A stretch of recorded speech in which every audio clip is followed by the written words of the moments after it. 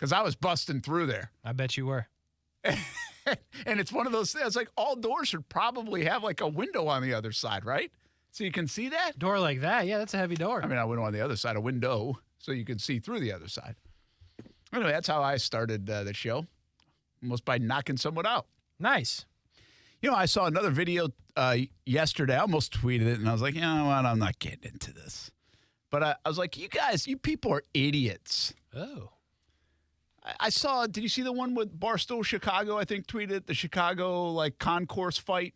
I Guy did not. sucker punches. I mean, totally sucker punches this one dude, and he just drops. Well, I'm about to go look it up. And it's like, this is a weekly thing, right? Yeah, there's been a lot of fighting. Well, a lot of fights.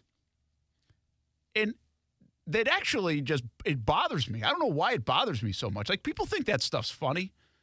And, I get the ooh and ah moments. I mean, Aaron breaks the videos down. Like, I understand it. Oh! Yeah. But I'm telling you, man, like, you see something like that, you're like, somebody's not going to get up sooner or later. I can't believe he got up. He's up now. Yeah, and he kind of Why is he going back in? I don't know. Because he's down again. he's not with it. That's He's why. not with it. 100% he's out. I mean, we got people rolling down steps and into like section 2 whatever. We had a fight in the Jags club, I think it was. But I mean, some of these fights that are somebody's going to die. Like, somebody's dying if they keep it up. Bro, he's old. With the guy that punched him? Number 1 in the Justin Fields jersey looks like Joe Madden, and he just delivered the haymaker of all haymakers. Yeah, he did. He's an old dude, bro. Well, I win mean, one for the olds. It was a big-time sucker punch. Hey, the olds got to win at some point, right, Brent? But it's just like, wow. Does it bother you as an old guy thing? Am I a little sensitive here? All I can see is that somebody's going to end up in prison, and somebody's ended up in a casket because you're drunk and dumb, and like, this shouldn't be like a weekly thing. It should not. I agree, it should not. But also, like, how do I put this elegantly? There are a lot of idiots out there, Brent. There are. So, like, don't get me wrong, don't want anyone to die. But, like, if a couple people end up in jail, well, that's, one more idiot you don't have to deal with when you're at the game. I always say, because I see y'all out there driving, bro, and I'm like, some of y'all can't even figure out how to drive. Like, no wonder you be doing stuff like this. Yeah, it's so. I mean, listen, people are dumb. People are. But it doesn't can't get out of their own way. People raise their level of everything confrontationally. Like, that happens at the grocery store. It happens on the road. It happens everywhere. Like, so I'm not naive to that part. I'm just like, we're talking about concrete. Yeah. And concrete stairs and railings and 300 feet in the air. Right. Somebody's going, man.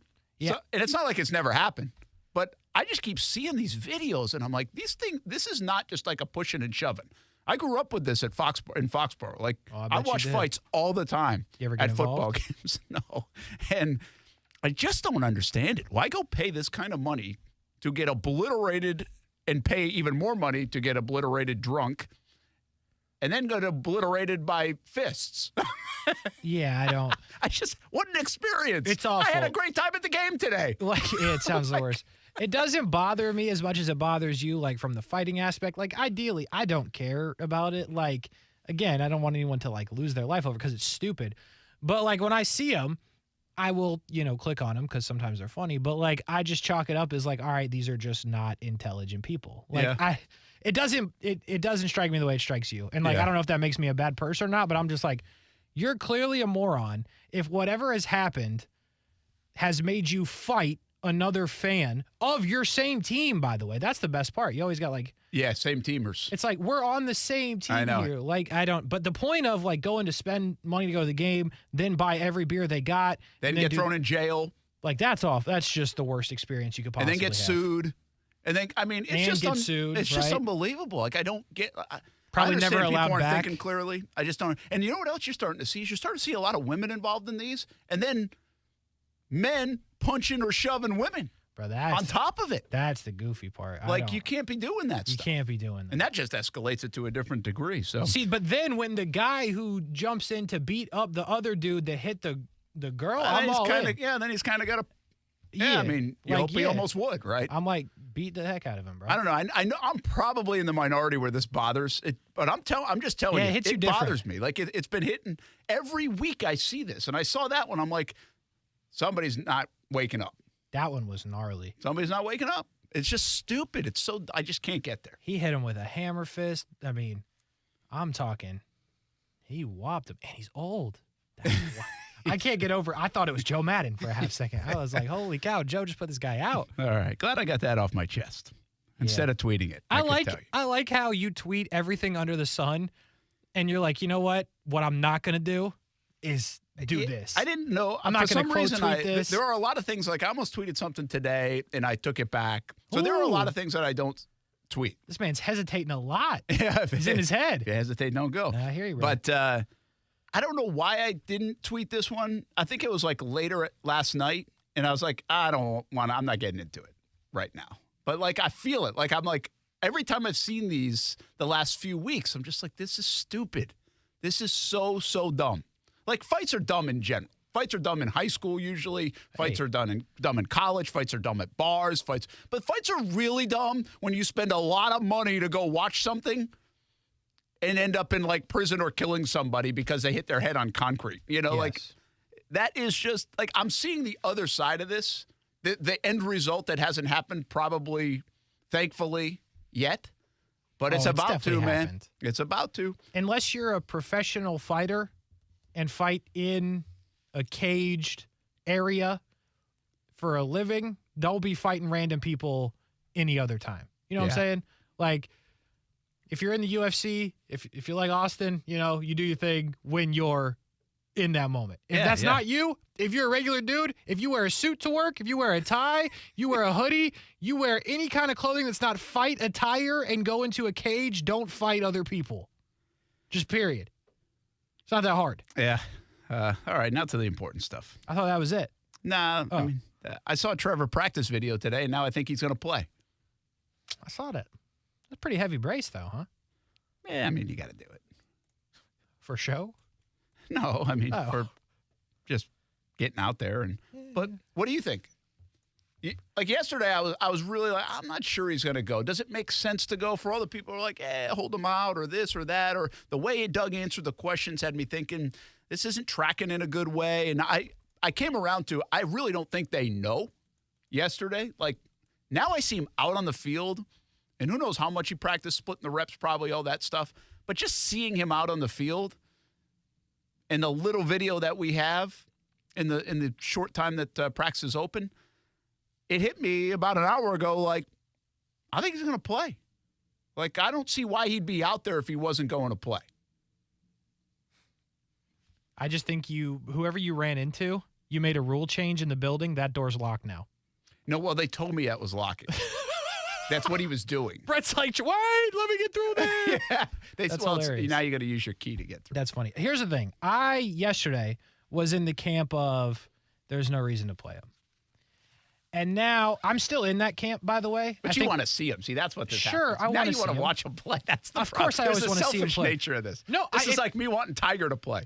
If it came out right now, which it has not, just to confirm what I'm about to say, it's not real. But if it came out and was like, Trevor's not playing, we're holding him out, I'd be like, cool. I'm happy with it because they're in a good spot. Saints, who are also injured, by the way, you're already up against it with the road game on Thursday night. I'd be like, okay, cool. But now, seeing the practice video, I mean, it feels like he's going to play. Yeah. Just because it didn't look. Cole Farley. Damn, Brent, why don't you just call up the Saints and tell them? There you go. Just call him up. Yeah, some of you guys are funny. I think he'll probably play.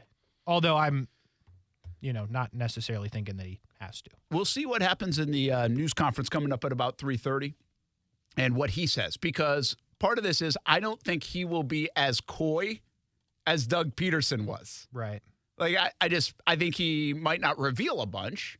And honestly, I don't know if he fully knows. I mean, the game's still some 48, 53 hours away. That's a lot of time. That's one thing that I would say. How you feel coming off that football game on Sunday, every football game, hurt or not, how you feel Monday versus how you feel Tuesday, how you feel Wednesday, how you feel Thursday, I think definitely varies in a major way for these guys. So with an injury that's a bruise, how that swelling, how the treatment takes, all that stuff, I think really does matter. I think that's not just like doctor speak, coach speak. I think that's a reality. And that's why I really do feel like yesterday, I'm not sure they knew which way it was going to go. But I think him being out on the field at least tells my eyes that he's going to try to give it a go, or if it's close, he's going to go. You think they'll know tonight, though? Like no, I still think it's a Wednesday. I think tonight, or even right now, because they're off the practice field, I think he'll have a good idea how he comes off the practice field, that it's tracking toward playing or not, right? But I don't think until tomorrow, get through that Wednesday, if I was the coaches, do I really know? Like, I'm C.J. Beathard should be ready. And if there's any discomfort, C.J. Beathard will go in. Mm-hmm. So we'll see. We'll see if Trevor enlightens us a little bit more. Press Taylor certainly didn't do anything to say he would or wouldn't, but didn't shy away from the idea of him playing. Doug Peterson does not talk again until after the game. Shout out, Doug. He got out of Dodge, He got it, man. boy. He played it perfect. He knew it. He's a smart guy, man. He said, hey, go talk to Ferg. Talk with Ferg the guy that doesn't talk. Well, that's his problem, not my problem. Y'all go check with the boy. Otherwise, I'll see y'all in New Orleans. So we really, Doug's not wrong. It can be a 7:20 decision. Really, it would be more like a 6:50 decision. Inactive, at least. It's not going to be. And I just felt what I saw today that he's going to play. Now, let's see what he says in a little bit. And I think I've asked Marcel's over there and Olivia's over there for Trevor talking, and we'll see if anybody asks, or if I asked Marcel and Olivia to ask this. Because it's your left knee, does it help the ability to play? Because you don't have to plant. It's not the plant leg, yeah. You know what I mean? If you had to go back and plant, would you be comfortable doing that? Now, there's still other things you have to do with that left leg and everything else, but it certainly isn't your plant leg. And I think that makes a big difference here in potentially allowing him to play. Now, there's one other thing about this if he does play. He's been running a lot lately. A lot. Sometimes for his life. Yeah, sometimes for his life, but also effective runs. Mm-hmm. Very effective. I don't think we're going to see that Thursday. First downs in last couple games. They got to bow up, be able to run the football, execute their offense, get the ball out quick. Like, you'll see a lot of that now. Like, there's going to be a lot of that if he does play. So, and I think the threat of him being there is certainly worth maybe even kind of catering the offense around the injury to a degree and playing things a little closer to the vest if that's what you end up having to do. I understand the threat, the thought, the potential of what he could do if he's out there. But also, if he's out there and he tries to make a play like that and you make it worse, well, then that's just a worst-case scenario. If there's no way he can make it worse, which there's no way of us knowing that unless they flat out tell us, then that's one thing. But, again, you play him, you open yourself up for these opportunities because Trevor's a gamer. Like, he's going to try to make a play no matter what his knee's feeling like or not. And I think that can be dangerous because he's been so good with his legs recently. And against Atlanta, he picked up a couple of big first downs, picked up one on Sunday, moved around against the Bills a lot. So he's been good at it. And if you send him out there, you're like, hey, don't do that. I don't know if that works, Brent. Here's the thing about Thursday night. Let's just assume he plays. Okay. This kind of reminds me of Mahomes in the second half against the Jags in the playoffs. The Jags were having their way with that offensive line. The Jags offensive line has to step up. Certainly. Right? They have to anyway. They have to play better. In their defense, they've got a bunch of different people playing, but at the same time, they've got to be better. But this is one of those games, like, there's no doubt in that game at halftime. Kansas City's coaching staff, whatever else, their offensive line said, hey, we got to protect our guy. He can't move very well. And they did a hell of a job of it. That was just a want-to thing, a more focused thing. That's one of those things you see in sports where it's like when you have to do it, you do it. Mm-hmm. And I think this is going to be one of those scenarios where that's our guy. And if he's going to give it a go and he's not 100%, we got to be there for him. They have got to play their best game if he does play. Let's assume he plays. They have got to play their best game, both being able to run the football to keep that defense honest to the Saints, but really to keep him clean. Because he is getting hit way too much, man. Did you see the video I retweeted? I don't know, that fourth, that end zone view of him getting crushed on the screen?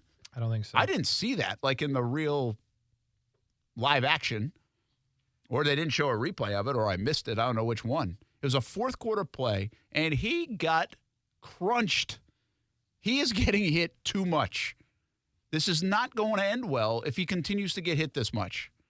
You can only take so much. Oh, he did get hit. See, how's that not anything? I don't think that, honestly, everybody's complaining about it. He got crunched between two dudes. Yeah, but what's the penalty? They call it, penalty? If Mahomes, that happens to Mahomes, 100% gets called. 100%. I don't know. Like, where did anybody do anything wrong? They didn't hit him late. They didn't hit him at the head. They didn't hit him in the knees. Like, what did they do wrong? I don't know, Brent. The ball's been out of his hands. The guy takes one and a second full step. Is it 2 steps? Second guy helmet to helmet. 100% second guy helmet to helmet. It's not even close. Really? 2 full steps, I first guy helmet to didn't helmet. slow it down like that. In live action, I just thought he just got walloped. Go pause it at the 7-second mark. Helmet to helmet. All right, I'll take a look at it. Unquestioned. And this guy's just standing here looking. I will agree. I mean, he is not getting those kind of calls yet for whatever reason. He's just not. But I also think you got to be careful sometimes because a guy gets hit hard doesn't mean it's a penalty. Like, it is football. Yeah, but, just once would be cool. It's a little weird to see a guy get hit that hard on a screen pass. Yeah. Yeah, they really took the let's get out in the open on the offensive line. Nobody really touched anybody. Yeesh. But they've just got to step up, and they've got to step up regardless. But they have got to do a better job. Like, he cannot continue to get hit like this. I'm telling you, whether he plays or not Thursday night, the rest of the year. And they do play some really good fronts and physical fronts. They don't play a lot of great quarterbacks outside of the headliners like Mahomes and Allen and Burrow and Lamar Jackson. Outside of that, like, it's a pretty modest quarterback group this year. Out of the 17 games, they play a lot of good fronts. Like, I don't know if we looked at the schedule and said that. Yeah. Even in their division, the strength of the Houston Texans is their front. The strength of the Indianapolis Colts is their front. Tennessee's usually going to be pretty physical with you up front. I mean, they got guys like Simmons, They've got game records that they play just about every week. This is no different. From Cam Jordan to that front to that defense, it's physical, it's good. Pittsburgh's always going to play physical, right? San Fran, look out. Baltimore, look out. The Bengals defense is playing pretty good, Well, their front's good. It's crazy that I didn't look at that. I missed that. That the fronts that they would play were really pretty strong. And now you look at it like Kansas City's front is pretty good. Chris Jones, game wrecker. You don't think of them that way, but they are. So they've just got to do a better job. They really do. And they've got to bow up. This is a week where you bow up a little bit and protect your guy if he plays. And Trevor's talking here in a little bit. We'll relay that to you, whatever he says. But I'm just telling you this. I have no idea if he is playing. I don't think they're going to reveal that now. I mean, why do it? Maybe Trevor does shed some light on it. But watching him be out there today was like, okay, he's going to try to give this a go. This was an easy practice to just sit on the sideline and watch. And I'll give you this. They have not made their decision to not play him, that's for sure. Because he wouldn't be out there. Yeah, correct. And I really thought watching that video that I think he can do this. And I think he thinks he can do this. And listen, Walker Little, I've seen him move around the locker room the last 2 weeks from London to here. Uh-huh. Like, Trevor was moving way better than Walker Little. He's also not carrying 300-plus pounds, but he's moving way better in the locker room and everywhere else. And they both have what appears to be knee injuries, knee sprains, if you will. One's definitely more significant than the other. So we'll see what Trevor says in a bit. We'll talk more Trevor Lawrence. We'll talk more about the Jaguars, of course, talk about the NFL, about defenses around the NFL. I mean, last night was another example. These are supposed to be high-flying offenses, and nobody can seemingly move the ball and score. Pretty wild. Like, I don't know how we shifted to a defensive league like overnight. I must have missed it. We either have defensive geniuses or they're just better players on defense than there are offense, or our offensive line's just not a good across the league, which might be the real answer. But the quarterbacks are going to have a harder and harder time staying healthy the way this league is shaken out at the moment. And last night was another example of it. Brent Friends on ESPN 690. Don't forget to check us out on YouTube, of course. Action Sports Jax is the channel. See everything we do on radio and also on TV, CBS 47 and Fox 30.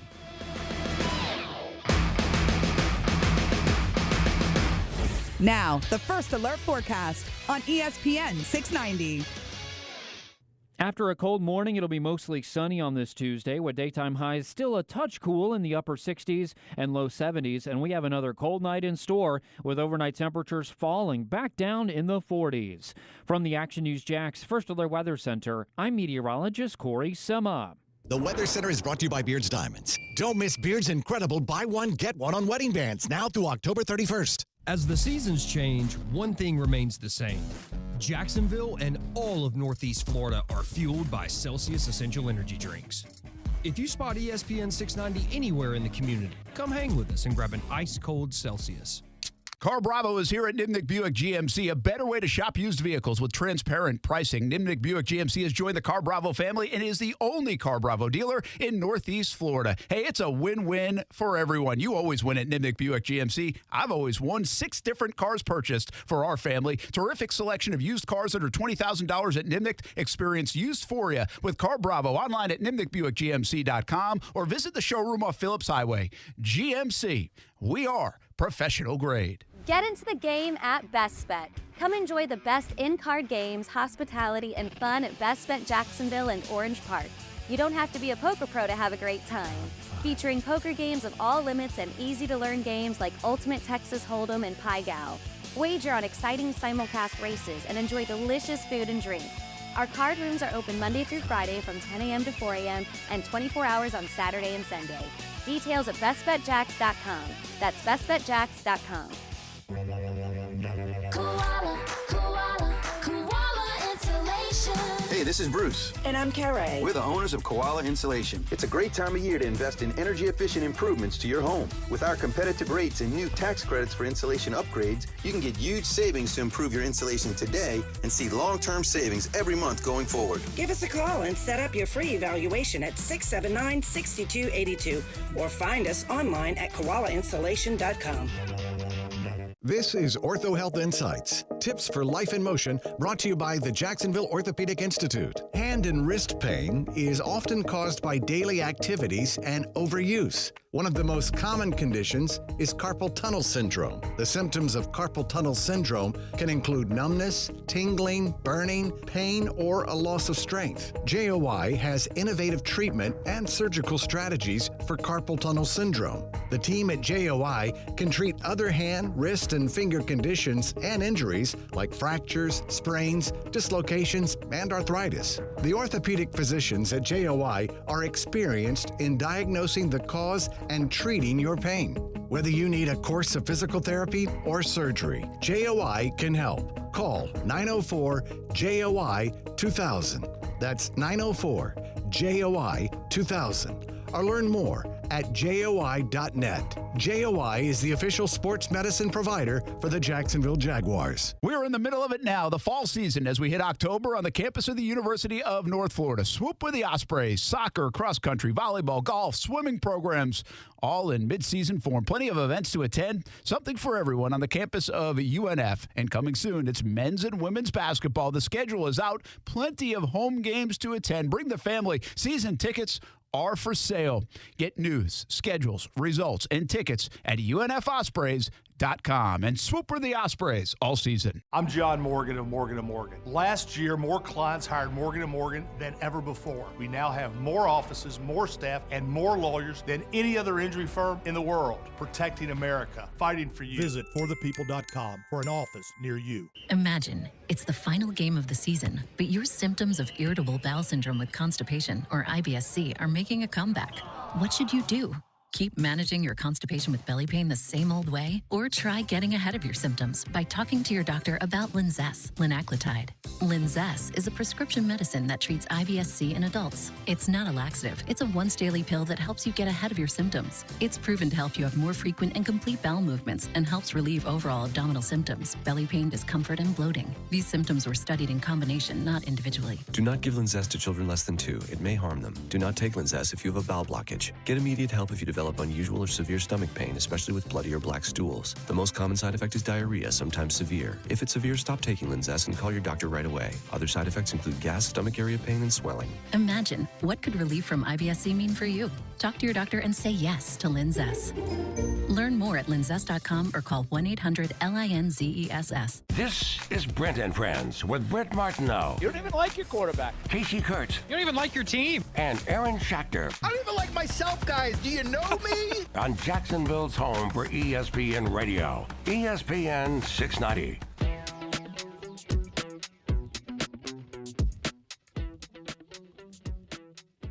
Welcome back, Brent and Friends on ESPN 690. Brent Martineau along with Kasey Kuhrts. We have fired Aaron Schachter from the show. Breaking Finally, news. bro. Sick of this dude. Aaron Schachter right now is, Brent, you have too much headroom. Is my chair shrinking? So, Brent, Or do I keep moving it? Little inside the business tip. What? What you're looking at is not on the stream. I'm editing this for later. Oh. So when I go back to this one, oh, I'm not there. hold on, buddy. This, see, now you got too much. Gosh, you got these settings are interesting. Okay. So now we'll go back, and everyone's like, what is he talking about? Because none of that was on the stream. We were still in the commercial I show. see. Yeah. A little behind the scenes. Inside the business, Brent. How embarrassing is it that I just schooled you on the business? It's not embarrassing at all. No, it's got to be an all-time low for you. It's me. It's me. Nah, it's lower than that. Doesn't feel like it. Believe it or not.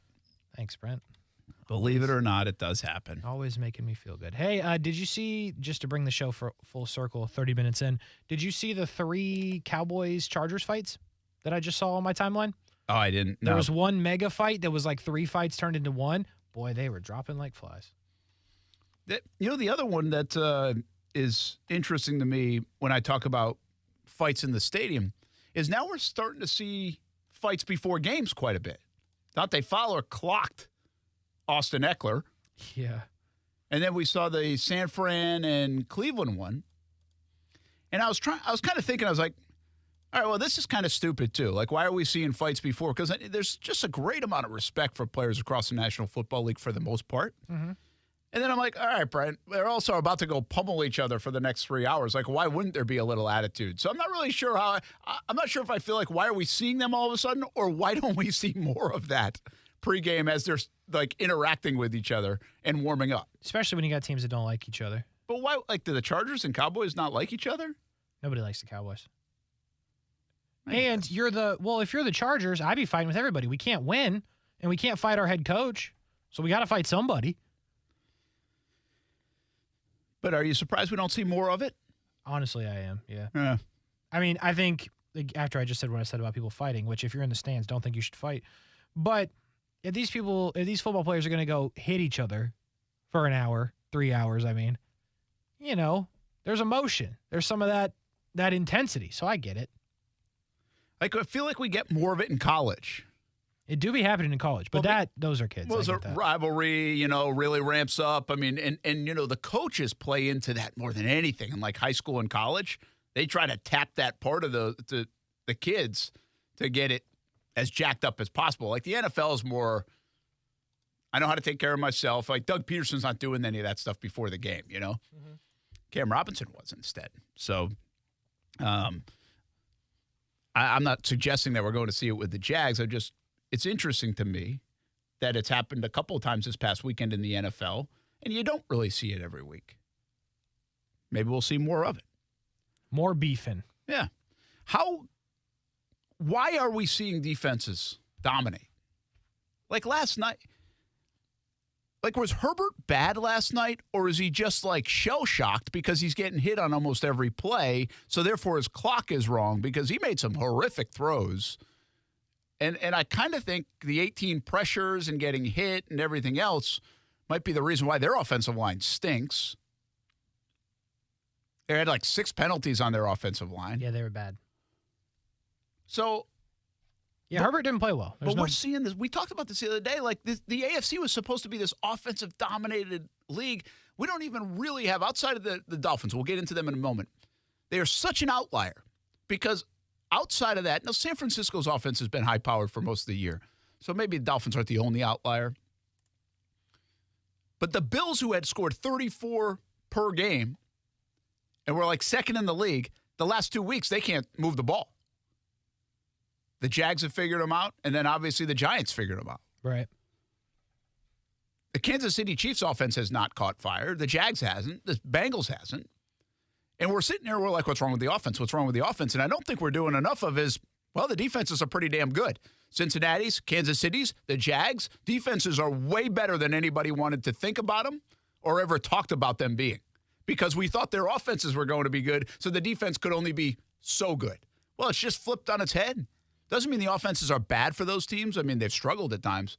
Then they might catch fire sooner or later. But through the first 6 weeks, the defenses around the National Football League, specifically in the AFC, are way better than anybody ever imagined. Yeah, I think just going back to where you started with last night, I think the Chargers' offensive line is awful. I thought Herbert didn't play well, but, I mean, he got hit a lot. And I think you're also going against that Cowboys defense where so far for this season, the Cowboys have been up and down. But you remember when they started the season with 40-0 against the Giants, that's a good defense over there. So I think there was a little bit of that with the Chargers offensive line just stinks and the Chargers stink as a whole. So for that part of it. But then when you're talking about the other defenses in the AFC, I'm starting to wonder if it's something you said earlier. Are there just not enough good offensive linemen right now? Yeah. Is it harder to develop offensive linemen? Is it when you come out of college, unless you're a stud, you're just not ready yet? Because look at some of the tackles that are legit right now.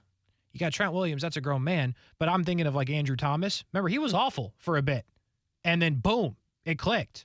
So I'm wondering if that's just a position where you're not fully ready when you come out of college versus you see these guys come out outside linebackers and defensive ends, and it's they're ready right away for the most part. I mean, I hate to say it, but look at Hutch. He was ready.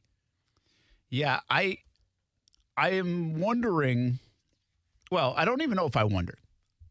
I think maybe the most dominant group on the football field versus the group they go against is a defensive front against the offensive line as a whole in the National Football League. Obviously, corners and receivers can be great battles, but there are a lot of great receivers, and probably more than great corners. And a lot of teams have 2, 3, sometimes 4 receivers that can get the job done, and there's no way you can get everybody if you're a defense, because then safeties and nickels and linebackers aren't good matchups. There's plenty of running backs. There's plenty of good linebackers, but I don't feel like linebackers, if you wanted to match those two up, are head and shoulders above running backs in the National Football League. In fact, if I put Bijan Robinson on any linebacker, he's going to school him. Boy, I tell you what, don't put it in the Toy Story broadcast. It looks disgusting. So offenses in terms of quarterbacks, there's plenty of good quarterbacks, plenty of guys that can throw it. I really think this comes down to offensive lines, and we've said this for years and years, and while everybody doesn't like the Jags, nobody likes their offensive line, ever. San Fran's nah, we're good. Yeah, I know. We like our There's boys. usually 1, 2, 3, maybe I'll give you 4 I get you. that like it. But the Giants stink, right? The Chargers last night stink. The Cowboys aren't nearly as good as they used to be. The Jags are having problems. They're not as good as they were a year ago. Well, I mean, I'll give you one that happened on Sunday. I don't know if you watched any of it, but that Jets-Eagles game, Lane Johnson goes out, and it's oh, okay, we can't block at right tackle anymore. Yeah. So the that's fall-off between the top guy and then... And I get it. Lane Johnson might be Hall of Famer, but, I mean, that's a team that we thought or has had maybe the best offensive line in the league for a couple of years, and it's they're only one deep. I talked to some people, I think it was around camp time, about the offensive line, and you wonder why guys like Tyler Shatley can stick around, like a Josh Wells can stick around. And a lot of folks will tell you that what you said earlier in the segment, Kasey, the offensive linemen don't come out of college ready to go. And they play a different game. They're asked to do different things. They're not facing grown men fronts like this on a daily, weekly basis. And when they get to the league, it's whoa. And I think then you have the other side of it where you just said Lane Johnson and the Eagles, and I've referenced them this way many times. They are grown men. The beards are full. They look like they've got grandkids already, and they have man strength. And then you've got guys that enter the league, Anton Harrison, big dude, athletic guy, or a Luke Fortner right now. They're not man strength yet. They're just 22 years. They're pups. That's not a knock against them. That's just a biological clock, And so I think in 5 years, those guys are going to be much tougher to defend, much tougher to get by. One, because they're smarter, savvier, but also because they're just stronger than right now. And so you think you add all that up and you're just getting these offensive lines that are getting schooled by these fronts. And I'll give you another thing about the defense. You used to have fat guys on the defensive front that get nose tackle and defensive tackle. Right. They ain't fat anymore. Mm-hmm. They look good wearing 320. Tell you what. They can run by you wearing 320. Like, those guys are legit athletes. And that's different. Like, again, you go back 15 years ago and you could get some dude just taking up space. Now you're getting the quick guy that can beat you there. He can beat you because he's heavier than you and stronger than you. And I don't know about the part that I said in terms of like why can a young player come into the league and maybe handle the physical presence on the defensive side better than the offensive side? I don't know that part. But I think it all adds up to basically say your offensive lines are getting whooped around the National Football League. Truly. And it's no match right now. And one other part of this, I think, is if you have a weak spot, which every offensive line usually has a weak spot, very few exceptions. Well, then you just go put a guy on him, and you win that one matchup. And that guy can wreck the game. I'll give you Chris Jones on Anton Harrison. That was unfair. Yes, it was. It was an unfair matchup, a guy who's played in the league for a decade and has been very good, and then a guy who's played 4 games. I'm sorry, at that time, that was his second game. So, just unfair. Mm-hmm. And I think we're seeing a lot of that around the league. But I got to believe that is why we are getting clunky, maybe subpar from what we expected offensive output around the National Football League, specifically in the AFC. And we do believe it's a big part of the problem here in Jacksonville. The offensive line is playing worse than it did a year ago. They have some injuries already. They have a young guy replacing a Jawan Taylor. And by the way, that hasn't been a problem if you look at the Jawan Taylor versus Anton Harrison. Jags might be winning that, actually. But overall, Trevor is not as comfortable. He's getting hit way more. And that's just it. Like, I don't know what you can do about it. You got to scheme around it, I guess. Glenn makes an interesting point in the YouTube chat with the way, well, first of all, the comment was empty backfields leave nobody to chip. And I think there's a part of that. Yeah. And also maybe the tight end position being different than it was. Like, not everyone's Mercedes Lewis. And so if you're taking away the running back potentially to make a block, you're taking away the tight end and using him out wide like the Jags do a lot with Evan Ingram, like, that certainly doesn't help your potentially young offensive line and young players on the line. So just maybe the style, the way the game is played differently now by majority of teams. Yeah, I got a comment via text. Defenses dominating offensive line because of the deterioration of the run game, both the NFL and college. Teams don't practice mauling defensive linemen anymore. It's all about being athletic and pulling, pass blocking. The finesse game's working against the offense, and there is a lot of that. I would also say it's very hard to practice the mauling part of it, the way they've set things up in the NFL. It's in the college, but really the NFL, because the NFLPA, that they just can't be as physical in the practices and everywhere else to get it all on the same page. And yeah, the running style absolutely is different. You're not just running downhill like you used to. You're running a lot more sideways, zone schemes, pulling, all that stuff. I'm telling you, man, I've just been impressed with the defenses so far. And boys been good. And I wonder if, we're so down on the Jags, well, not so down, but we're down a little bit on the Jags offense. Why isn't it cooking maybe it's everybody not is. Just here.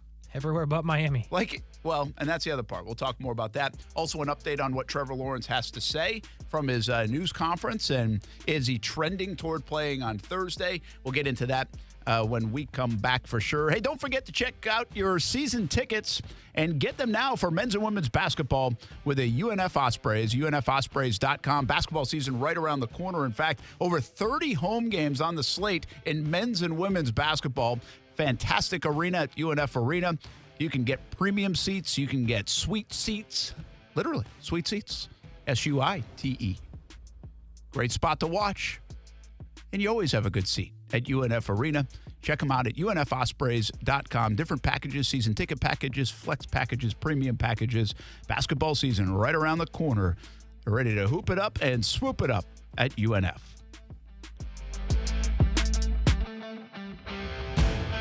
Brent and Friends is sponsored by Best Bet, now open in St. Augustine. From selling out of the back of a car to one of the biggest outfitters in the Southeast, Baker Sports is quite the story. And on a daily basis, they are helping you write your story with a high school name or sports team across a uniform and so much more. And now it's a one-stop shop with Baker Sports, carrying Nike, Adidas, and Under Armour. They already make you look good, and now they can help you look better than ever. Baker Sports, custom sports apparel since 1997. Shop with the hometown team. And it's easy to do at bakersport.com. We all hear the radio ads about the IRS. They tell you to be afraid, to be scared, and they try to frighten you into calling. I'm not here to do that. Tax Relief Advocates is different. TRA is here to tell you that if you owe money to the IRS, whether it's $5,000, $50,000, or $500,000, we have a solution. It doesn't matter if you're sitting in your car, at work, or with your kids. No matter where you are, call now. 800-575-6759. Don't lose hope. TRA can eliminate or reduce what you owe to the IRS. There is zero risk to you. If we can't reduce your tax debt, then you pay nothing. Our passion is taxes and helping individuals fix their IRS problems. We have a 5-star rating on Google and Yelp and an A+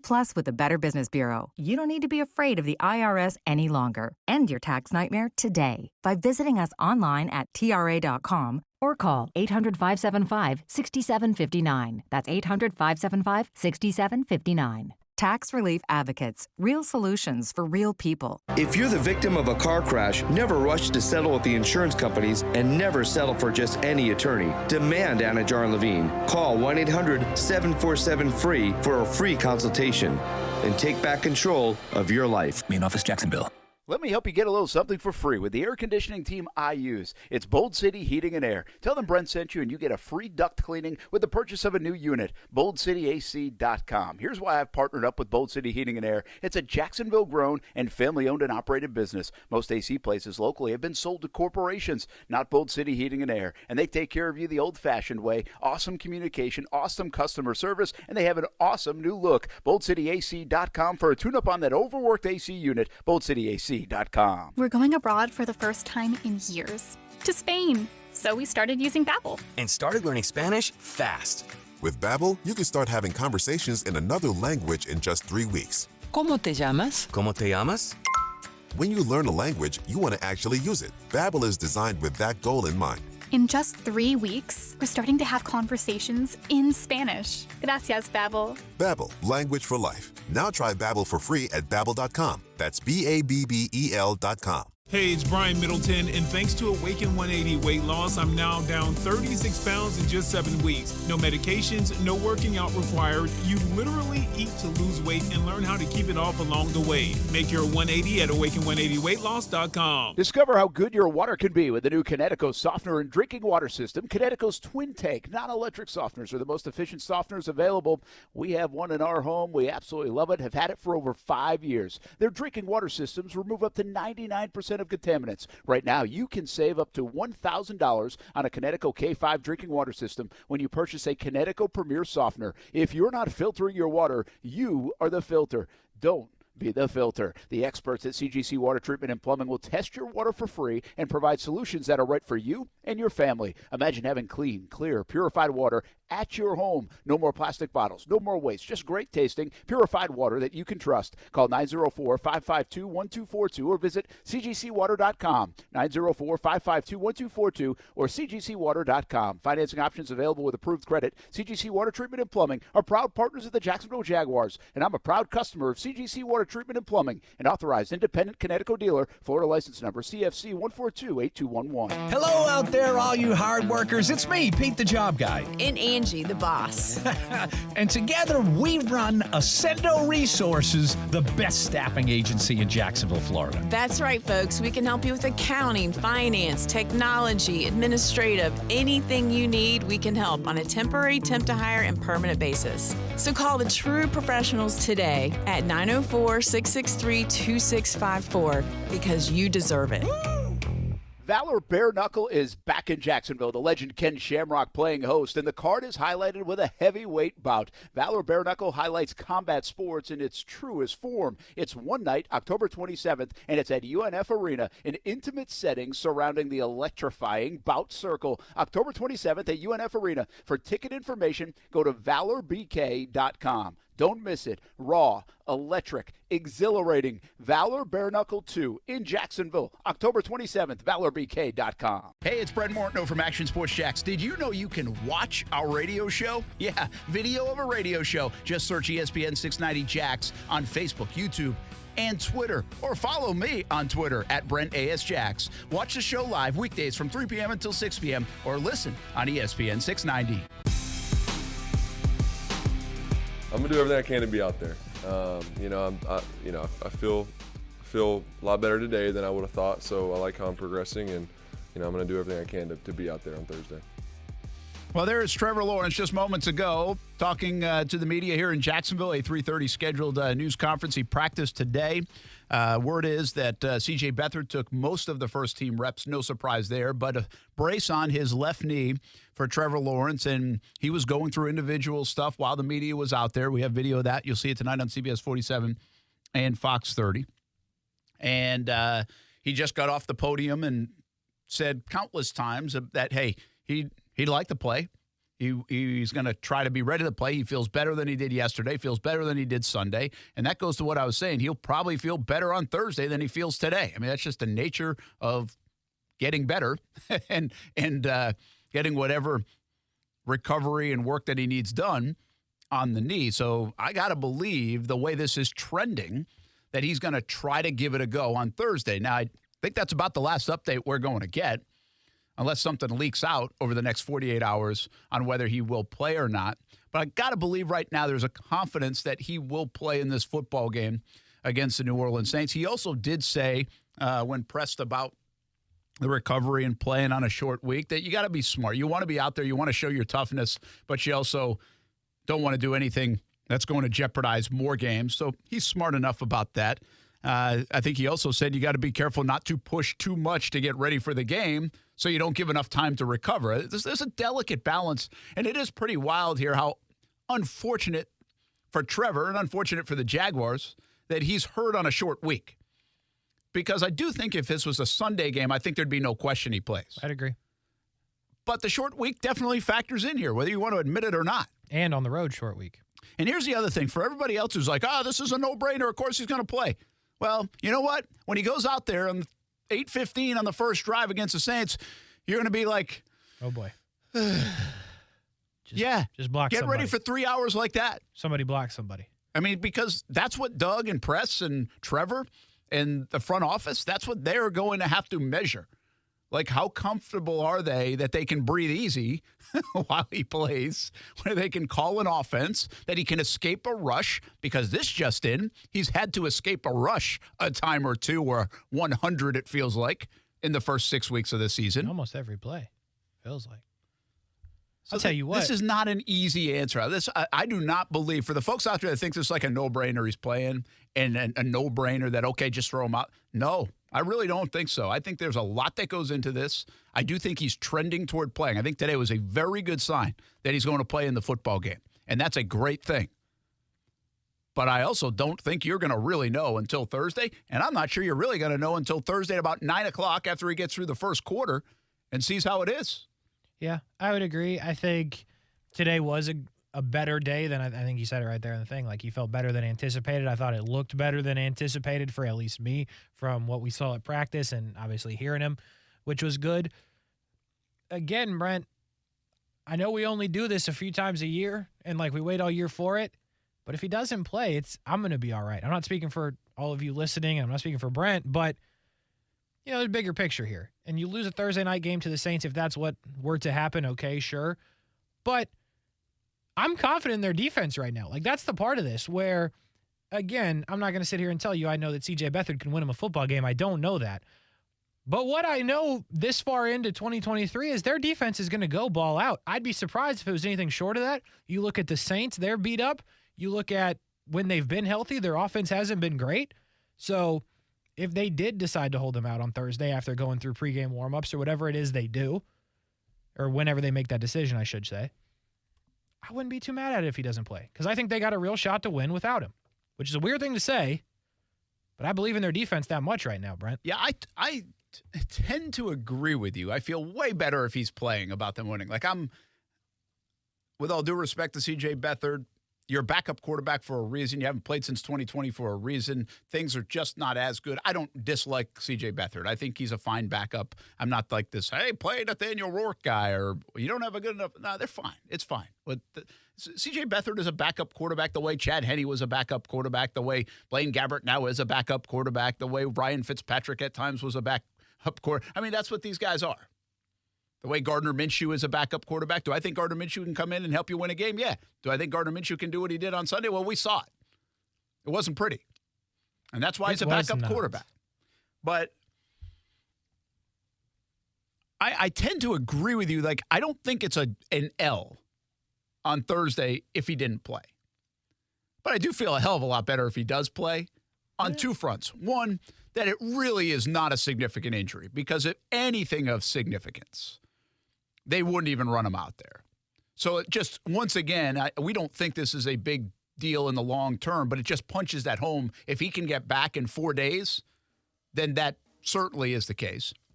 And then you certainly feel way better about their offense and everything else, because here's the bottom line. Overall, Trevor Lawrence has played good football in 2023. And he's giving you chances to win, and sometimes he's the reason you're winning. What we also know about this game is we believe, whether he plays and was fully healthy anyway, that it's going to be a pretty physical football game against a team that's just going to mud it up, and it's going to be close almost either way, regardless of who plays quarterback, I think, because of the confidence in the defense and everything else. I think it's going to be tough sledding for both teams on Thursday night, regardless of who plays. And the Saints are beat up too.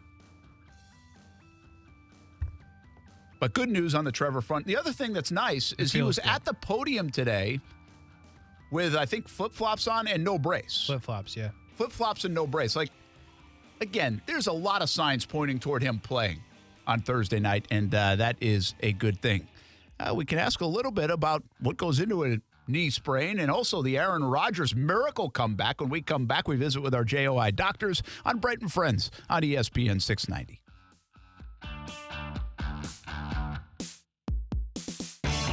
I'm John Morgan of Morgan & Morgan. We recently received a call from an injured person. The insurance company had offered them $11,000. We took the case over and got more than $2 million in court. Morgan & Morgan. Visit forthepeople.com for an office near you. Denise is a Pilates instructor and a small business owner. And a mom too. And at Community First, we get that. We get you.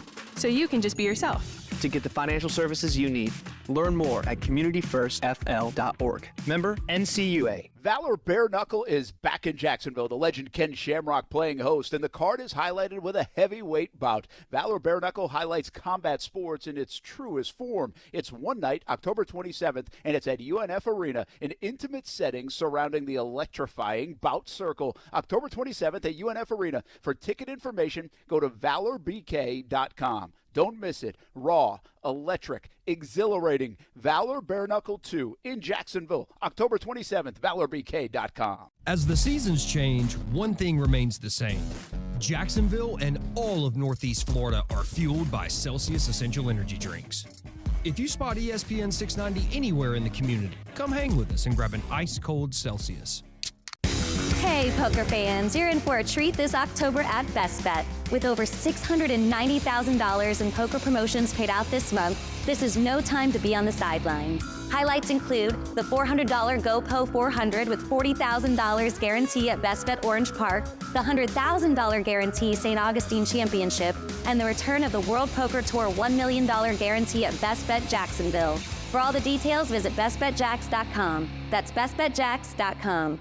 Play a little pool, watch some football, eat wings, and, of course, plenty of adult beverages. Perfect Rack Billiards is the place to be on game day and every day. Now open for lunch at 11:30 on Friday and Saturdays. Daily specials like 75-cent Wing Wednesday, $3 Draft Thursday, and $3 Seltzer Saturday. Pool, darts, shuffleboard in a fun, clean atmosphere at Perfect Rack Billiards. It's your Jags game day headquarters. 10 wings and a pitcher for $20 and a free shot with every Jags touchdown. It's up to the Jags to score. It's up to you to have fun at Perfect Rack Billiards in Jacksonville. Hi, this is Dr. Brad Schaefer. As a podiatrist, I can tell you no two people's feet are alike, which is why I recommend Dr. Scholl's custom fit orthotic inserts. They're customized for your feet, so you get a unique solution your feet really need, not just a one-size-fits-all insole. They're clinically proven to provide pain relief for achy feet, knees, lower back, plantar fasciitis, and heels. Take the Dr. Scholl's custom fit orthotics assessment in Walmart today, now in the foot care aisle.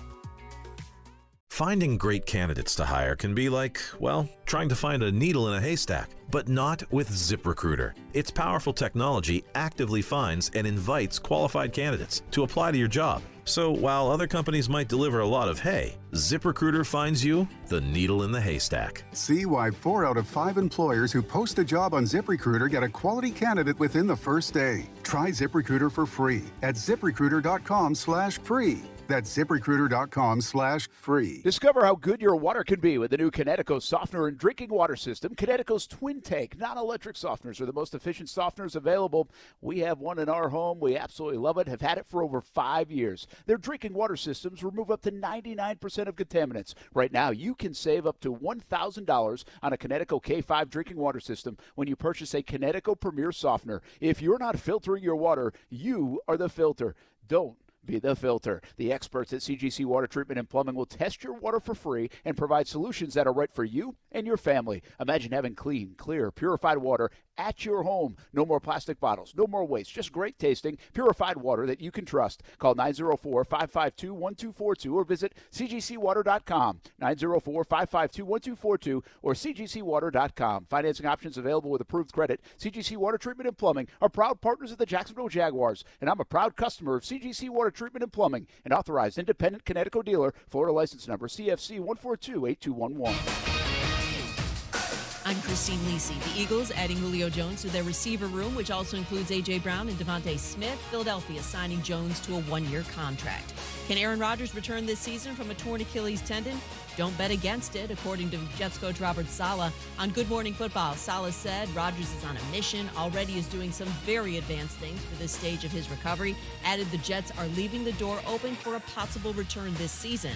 That potential return addressed by Rodgers. That's the goal. We'll see what happens. I'm not going to put a timetable on it specifically. That makes absolutely no sense. Anybody that doesn't realize that there's a lot of things that have to happen to get to that point, but it's going to have to be jogging and then explosive moments and then practicing and then everybody's signing off on it. And, hopefully we get to have those conversations. Aaron Rodgers on the Pat McAfee Show. Diamondbacks seek to even up the NLCS when they visit the Phillies. Game 2 tonight, 7:30 Eastern, ESPN Radio. Philadelphia slugger Bryce Harper, plus 350 odds to hit his 5th home run of this postseason tonight, according to Caesars Sportsbook. Think O'Reilly Auto Parts for all your car care needs. They're close, convenient, and have the parts you need fast, along with excellent customer service from professional parts people you can trust. Stop by your local O'Reilly Auto Parts today or visit O'ReillyAuto.com. WOKV Jacksonville. Listen live everywhere you go on ESPN690.com. ESPN 690, Jacksonville's home for ESPN Radio. Broadcasting live from the Anajar and Levine Studios. Anajar and Levine Accident Attorneys. Call 1-800-747-FREE. That's 1-800-747-3733. ESPN 690 and Action Sports Shacks presents Brent and Friends. Today is one of the worst days that I've had in a long time. We're getting a little punchy around here, people. It's been a lot in a row. I would love to punch you guys. Ow! It really hit me. Brent and Friends with Brent Martineau, Aaron Schachter, and Kasey Kuhrts. Jacksonville's home for ESPN Radio. ESPN 690. I know everybody hates to, or likes to hate, Jim Irsay and the Colts, but a cool story out of Indianapolis on what Jim Irsay did this weekend while in Jacksonville. We'll have that for you coming up in just a little bit. I think you'll like the story and certainly have a little bit more respect for Jim Irsay after you hear it, if you haven't already. Brent Martineau, along with Kasey Kuhrts, Brent Friends on ESPN 690. And, hey, we are always educated with the doctors from Jacksonville Orthopedic Institute. And then there's something called timing, which works to perfection on occasion. Between Aaron Rodgers and this miraculous comeback that everybody's talking about, potentially sooner than anyone ever thought, which we'll get to in just a moment. And obviously the biggest story in Jacksonville right now is this knee injury for Trevor Lawrence. And if you're just jumping in here on ESPN 690, Trevor practiced in a limited fashion today. Plenty of video out there in the early stages of practice with a brace on the left knee, but going through the individual workouts.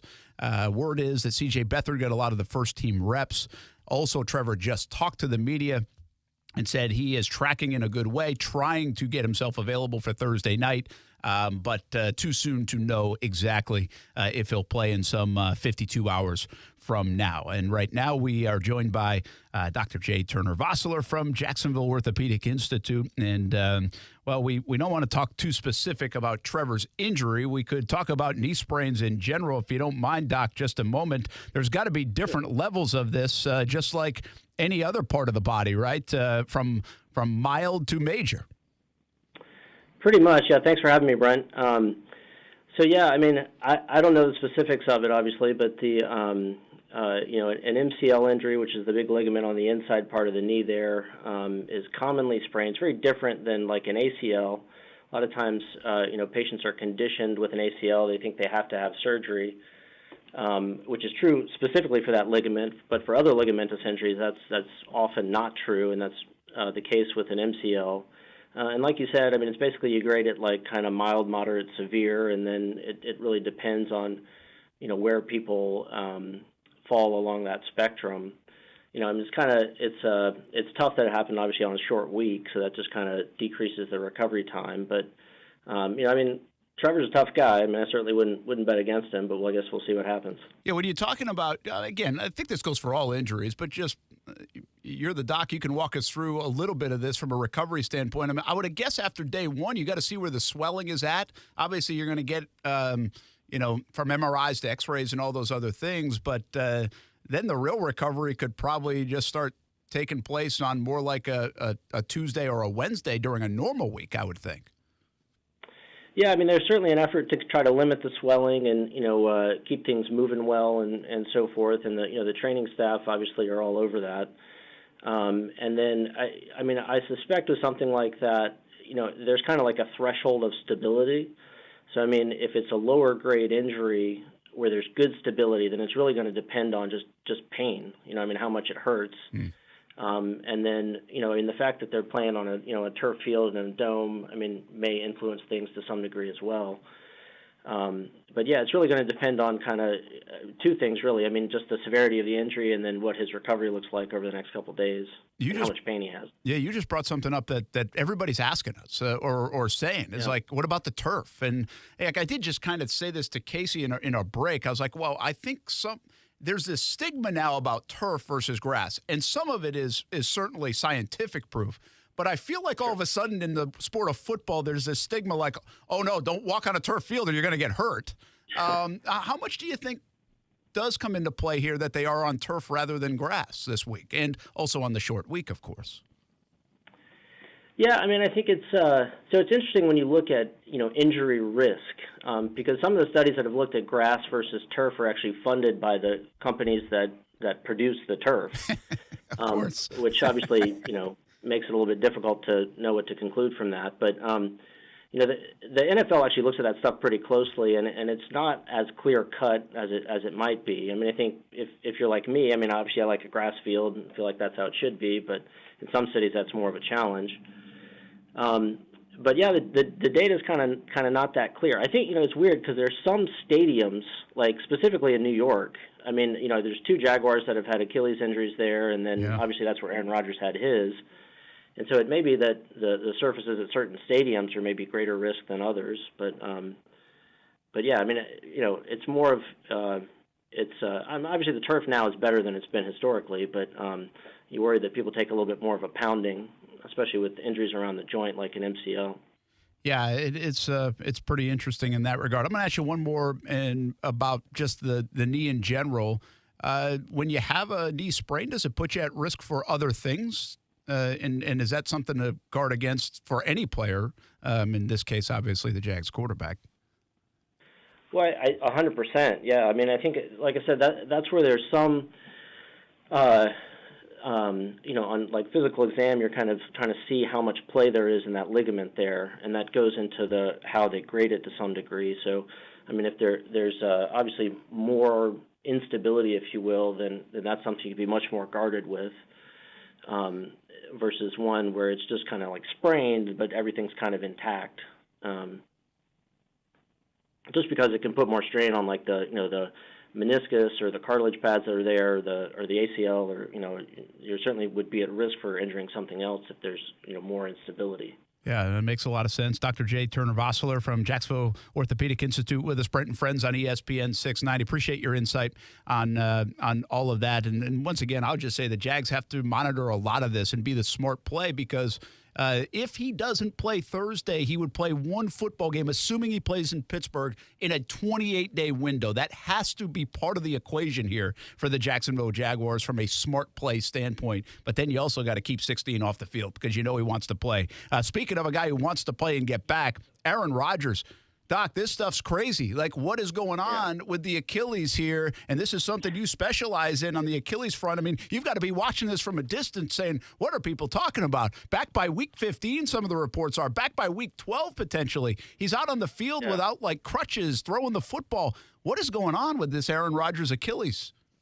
I tell you, man, if he were my patient, I'd be pulling my hair out. I mean, so the concern with that injury. So as a surgeon, what we look at post-operatively is the resting tension. So obviously when you rupture the tendon, that's what's thrown off, because things aren't connected. And so when we put it back together, we want to make sure that it's right where it is supposed to be. And there's a lot of evidence that there's a lot of things that can screw that up, after surgery.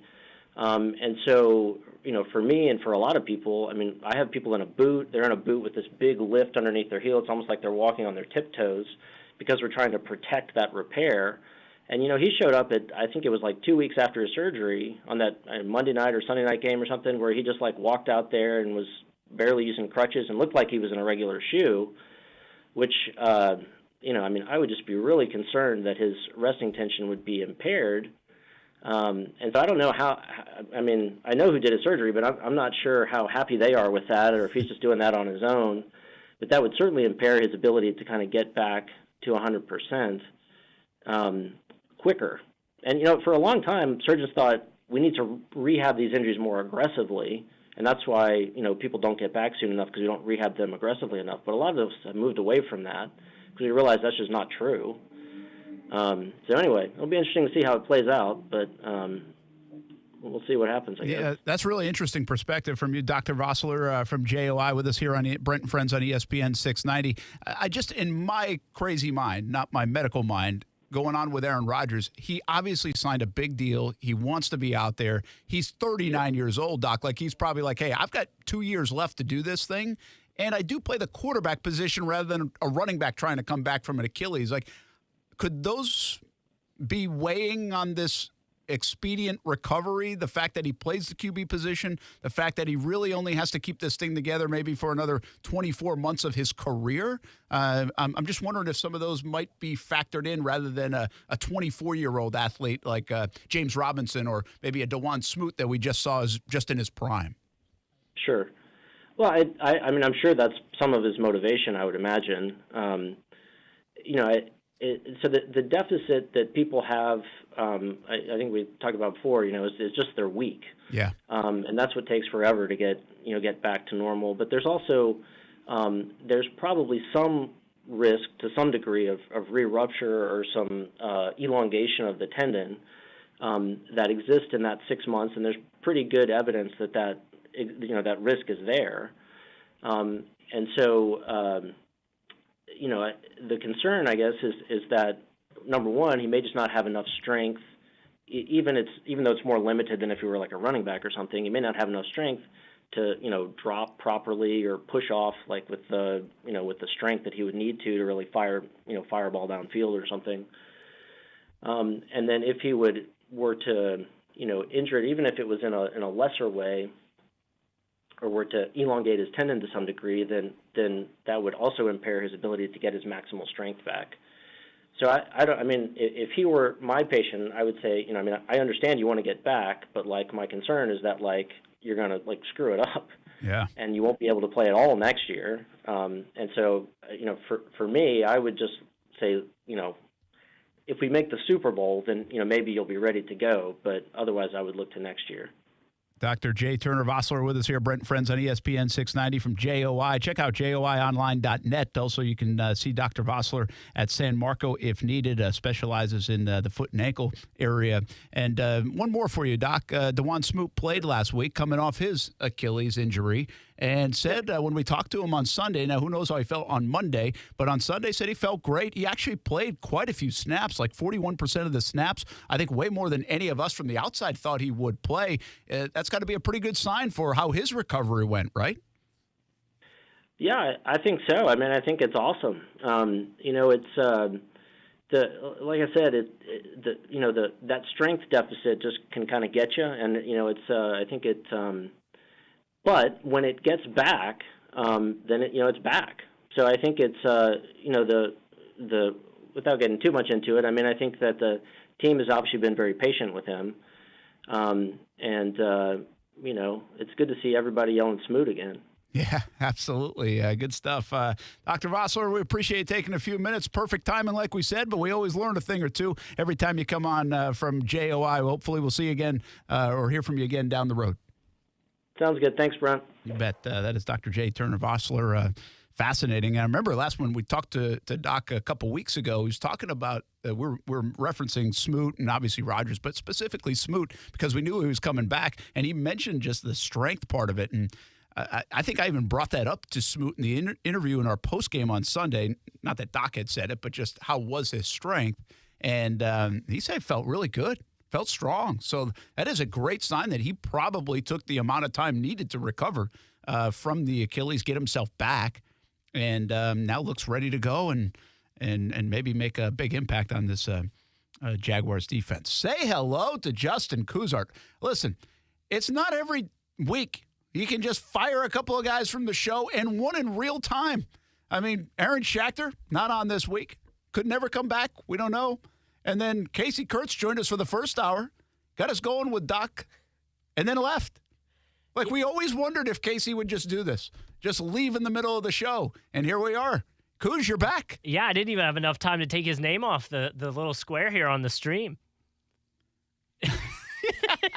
Are you going to do that? No, probably not, because honestly, you guys, it feels way more professional than a few years ago when I was in this room. Yeah. I don't know. I don't know about that. It might be the lights or something. I don't know about that. Yeah, it actually, the look has changed a lot. Yeah. The guys have done a good job. But hey, I don't want anybody to ever forget you kicked this sucker off and figured out how to do it. I still think about how the TV station was in here on the day we started this thing, and they were so excited for like this big grand reveal, and I totally messed up the intro. That's right. I fired off like 5 things by accident. I was like, well, we can't use that. We have come a long way. Yeah. How you doing, man? How's the kid? I'm good. She's good. It's interesting. Every time she wears a Jags jersey, the Jags win. So now I've told my wife she's not allowed to make any halftime changes into Dolphins stuff. So we're enjoying it though. She's parenthood is great. Is it great? Are you having fun with it? We are. So where are you? How old? She'll be 5 months. So she's sleeping. Yeah, actually has been from day one. Sleeps through the night. So we are very lucky on that, and I'm not trying to jinx it. But yeah, she's been sleeping through the night. She'll be 5 months on the 23rd. Just dealing with some daycare, and daycare is tough, dropping the kid off at daycare every day. But we're loving it. So she does many outfit changes though on the weekends. I've got a friend that sent her a Buckeyes onesie. We've got App State onesies from. Oh, she doesn't know who she's going to root for. Oh, she's all over the place. I think we got a Clemson one. She went to her first Jags game though. She's been to 2 now. Oh, yeah, 2? She's been to 2. Although listen, how many people in their first 5 months of life have been to 2 Jags games? Not many. And I think, oh no, never mind. They lost the one she went to. She's 500. Yeah, she's what you're telling me. She's good. I was telling her the other day though. I was like, we need to get media credentialed so we can get you, in the air conditioning because it sure does get hot there. We had club passes the second time we went, and that was fun. Probably the way to go with her, yeah.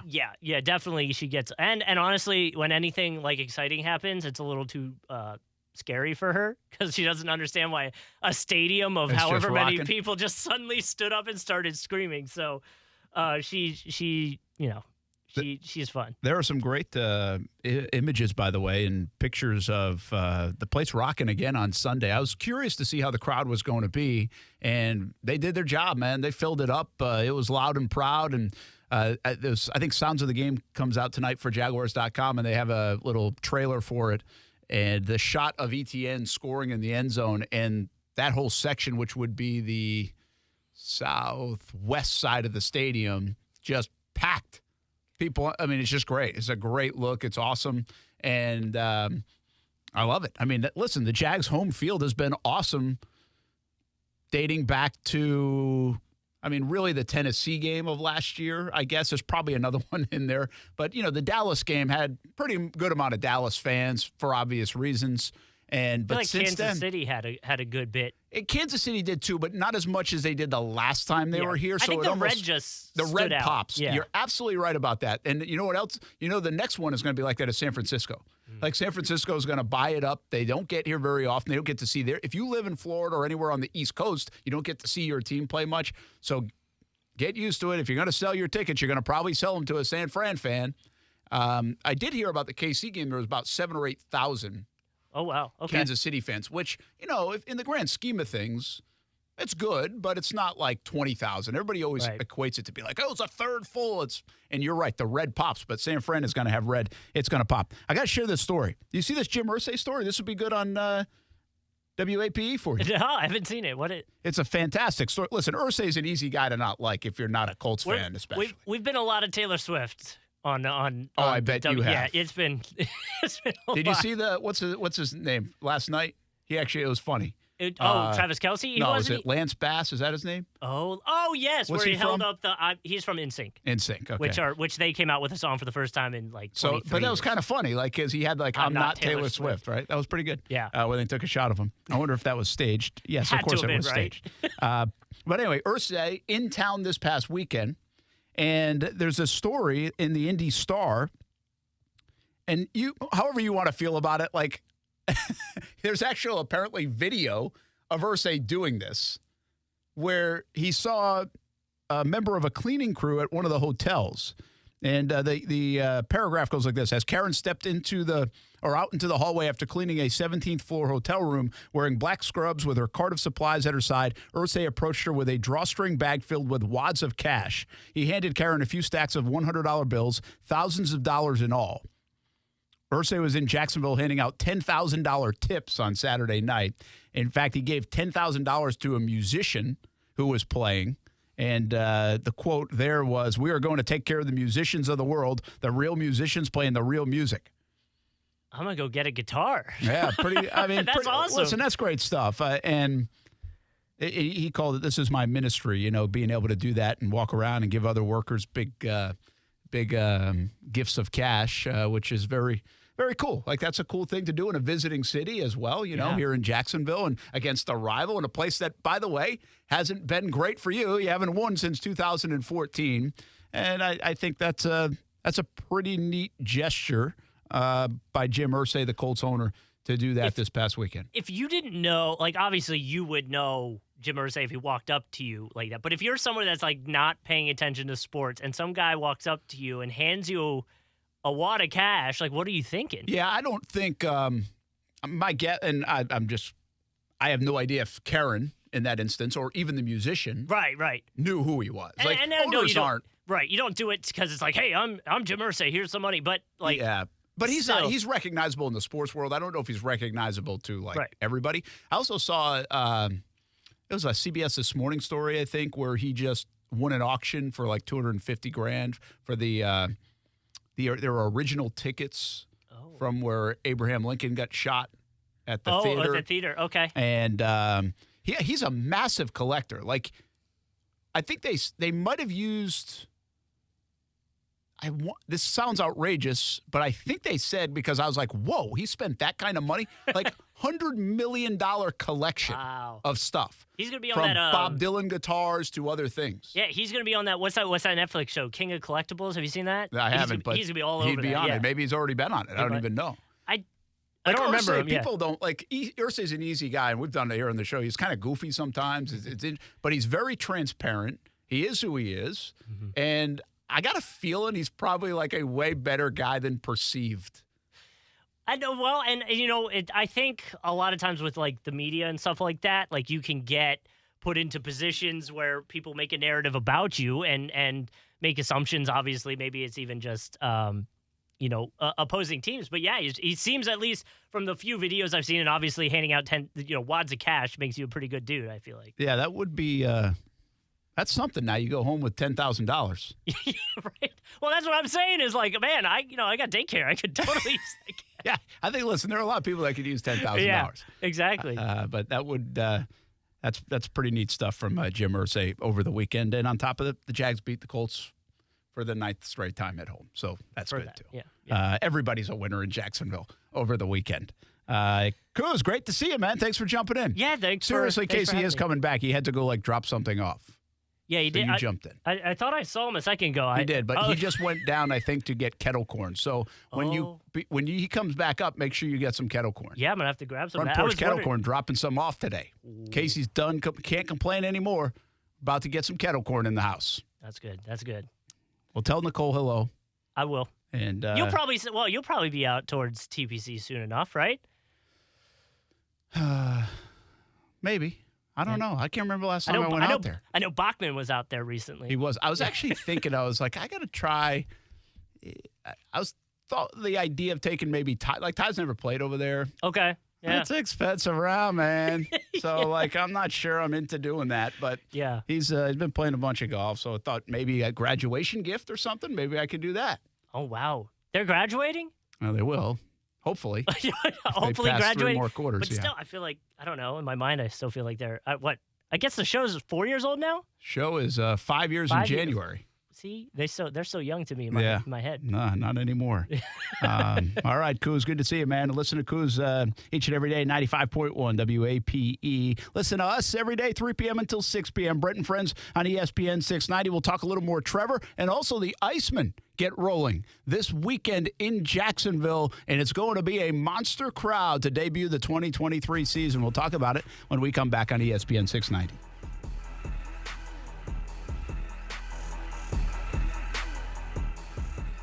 Now, the First Alert forecast on ESPN 690. Less clouds and less wind on this Tuesday, but it'll stay on the cool side with temperatures in the upper 60s and low 70s with a mostly sunny sky. Tonight will be cold again with overnight lows dropping back down in the 40s before we stay mostly sunny again Wednesday with temps a little bit more mild in the mid-70s.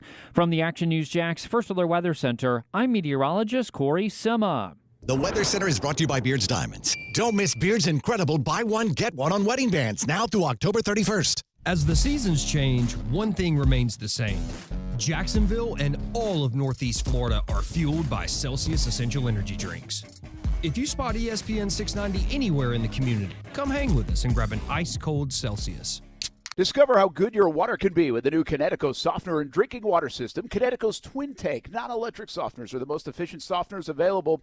We have one in our home. We absolutely love it, have had it for over 5 years. Their drinking water systems remove up to 99% of contaminants. Right now, you can save up to $1,000 on a Connecticut K5 drinking water system when you purchase a Connecticut Premier softener. If you're not filtering your water, you are the filter. Don't be the filter. The experts at CGC Water Treatment and Plumbing will test your water for free and provide solutions that are right for you and your family. Imagine having clean, clear, purified water at your home. No more plastic bottles, no more waste, just great tasting, purified water that you can trust. Call 904-552-1242 or visit cgcwater.com, 904-552-1242 or cgcwater.com. Financing options available with approved credit. CGC Water Treatment and Plumbing are proud partners of the Jacksonville Jaguars, and I'm a proud customer of CGC Water Treatment and Plumbing, an authorized independent Connecticut dealer, Florida license number CFC 1428211. We're in the middle of it now, the fall season, as we hit October on the campus of the University of North Florida. Swoop with the Ospreys, soccer, cross country, volleyball, golf, swimming programs, all in mid-season form. Plenty of events to attend, something for everyone on the campus of UNF. And coming soon, it's men's and women's basketball. The schedule is out, plenty of home games to attend. Bring the family. Season tickets are for sale. Get news, schedules, results, and tickets at UNFOspreys.com. And swoop for the Ospreys all season. Every year in Florida, 200 children and teens die due to firearm-related injuries. Know the basics of firearm safety and talk to your children about the risks. Learn more at go.baptistjacks.com/gun safety. Hello out there, all you hard workers. It's me, Pete the Job Guy. And Angie, the boss. And together we run Ascendo Resources, the best staffing agency in Jacksonville, Florida. That's right, folks. We can help you with accounting, finance, technology, administrative, anything you need, we can help on a temporary, temp to hire, and permanent basis. So call the true professionals today at 904-663-2654 because you deserve it. Brian Middleton here, and thanks to Awaken 180, I've reclaimed the gym. Now, don't get it twisted. Exercise isn't a part of losing weight with Awaken 180, but for me, it feels good to be him in the gym again, if you're tracking with me. Plus, it's 10 times easier now after dropping 36 pounds with Awaken 180. 36 pounds in just 7 weeks. Now, I still have more to go, but every week seeing that scale drop by 4 to 5 pounds, that's pure motivation. We've all heard the buzz about these new weight loss meds, right? But here's the deal. People are gaining it right back after stopping them. Why? They never learned the how of maintaining that weight. With Awaken 180, you have the same, if not faster, weight loss, but you keep it off thanks to free support for life. No back and forths, and your weight loss story has one triumphant chapter. Reserve your at-home consultation today at awaken180weightloss.com or call 844-346-1800. That's 844-346-1800. I'm Mark Anajar. I'm Glenn Levine. I'm Ellie Anajar. And we're Anajar and Levine. Experience the Anajar and Levine difference by calling us with any of your legal needs. Call 1-800-747-FREE for a free consultation and take back control of your life. Main office, Jacksonville. Yeah, I'm so stressed. Our business is growing. We've got people all over now. Ooma. What is that? Meditation? I'm recommending the Ooma cloud phone system with auto attendant and more than 50 features. Ooma? Yep, switching to Ooma is a cinch. Just $24.95 per month per user, plus taxes and fees. Ooma. Now you're feeling it. Find small business calm at ooma.com/radio. That's OOMA.com/radio. Mr. Clean, Mr. Clean. Of course I use Mr. Clean Magic Eraser to clean tough messes off my stovetop and bathtub. But then I discovered I can also use it to easily clean my patio furniture and even my shoes. I'm hooked. And when wipes won't cut it, I use Magic Eraser Sheets. They're thin and flexible erasers, perfect for everyday messes, like gunk on my counters and sinks. They really are magical. The reviews are in. Mr. Clean Magic Eraser and Sheets make cleaning look easy. Every day, the men and women of the United States Marine Corps demonstrate their commitment to defend the American way of life. Since 1775, we have served our nation as a force in readiness. Get some rear security. From combat operations to humanitarian assistance in every corner of the world. No matter where the mission takes us today, or wherever our country needs us tomorrow, we always remember the land we call home. As Marines, we take a stand for each other, for our nation, for us all. The few, the proud, the Marines. The Red Cross responds to nearly 66,000 disasters every year, most of them house fires. Red Cross President and CEO Gail McGovern says you need to develop an evacuation plan and practice it, especially with your children. It takes just 2 minutes for a home to be engulfed in flames. Practice those drills. We all think our kids know what to do. They don't. We need to teach them. We have started a large campaign where we're going into vulnerable communities and helping install smoke alarms. Already 92 lives were saved, and 4 of those lives were saved by a 5-year-old girl who remembered what we taught them during these fire drills, and she got her family out. We also have a slew of free apps that people can download onto their smartphones. It's what to do in every kind of disaster you can imagine, how to prepare and how to recover. To help support all the Red Cross does and to make a financial donation, go to redcross.org. That's redcross.org. Action Sports Jacks. Watch, listen, subscribe. You can watch us on CBS 47 and Fox 30. You can listen right here on ESPN 690. And you can subscribe to our YouTube and podcast, Action Sports Jacks on ESPN 690. Action Sports Jacks. Watch, listen, subscribe.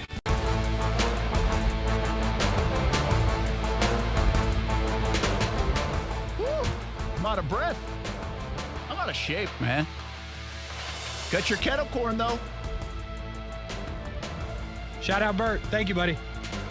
You couldn't find him, so I had to go rescue. Okay, when I tell you I'm down there looking in every car in the parking lot, like, is this a person? Is this a person? And then I strolled up on one of our employees. I was like, okay, I'm not looking at anybody else's cars anymore. Thanks for firing me last segment. I appreciate that, bro. Fired you. Yo, you were listening. Dang it. Forgot. Of course I was listening. Just listen in the car. Yeah, this show is on the radio. Yeah, but Front Porch Kettle Corn, even Kuz was like, yeah, from the Dream 18. That's right, from the Dream 18. I'm telling you, it's world famous, bro. It's world famous. Shout out my boy Kuz, by the way. I told you, get out in Hilliard at the all the Hagen Ace Hardware. So there you go. That's where you get it. I'm always curious about it. So I always talk to my guy, and I'm like, so how much like kettle corn do you have to make? Like, what's that process like? It's a good question. You know, they're just fascinating industries sometimes. Like, say I were to order, I don't know, $500 worth of kettle corn. It's a lot of corn. I know, but I'm having let's say, my kid's having a party. You got a lot of friends. And it's like, that's a good party favor. Kettle corn? Why not, Yeah, right? the bags are big. You know what I'm saying? Bags are big. Everyone's getting full. I don't even know how much they go for each individual bag, but I'm just like, okay, so I'm picturing this like big thing, like a popcorn maker, but like a big thing of it, right? Sure, yeah, reasonable. So I just wonder how much like one big thing makes in terms of bags. I have a feeling you'll be able to find this information. I know, but those are the things that kind of pop in my mind about this. Shout out. And meanwhile, Bob Arablo's like, let's talk hockey. So let's get him on. From the Jacksonville Iceman, Brent Martineau, along with Kasey Kuhrts, Brent Friends on ESPN 690. And the Iceman hit the ice for real on Saturday night here in Jacksonville. Heard it's going to be a massive crowd. Had a little Hall of Fame luncheon today. Got a couple of preseason tilts under your belt at the Igloo. Bob, it's hockey season. Hey, how you doing, Brent? Kasey, I think kettle corn involves two of the greatest things ever created. Sugar and popcorn. So, you know. Can't lose. Can't lose. No, talking about the Iceman, yeah, we're getting ready to start season 7. You know, and last year we came off of the best year the team ever had in terms of points and wins. In terms of attendance, led the league in attendance of almost 8,000 a game.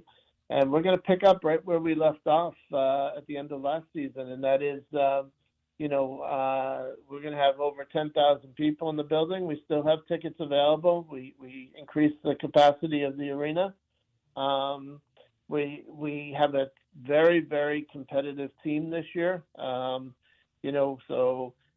only way we're not going to leave off or continue what we left off at was a loss to Florida. We're going to beat those guys this time around. So, yeah, that's been the one hiccup, right? I mean, that's been the one thing. Everybody's been a thorn in our side, and that's over now. Yeah. I mean, in a way, like you have this in sports, right? I mean, heck, I grew up a Red Sox fan. The Yankees were that.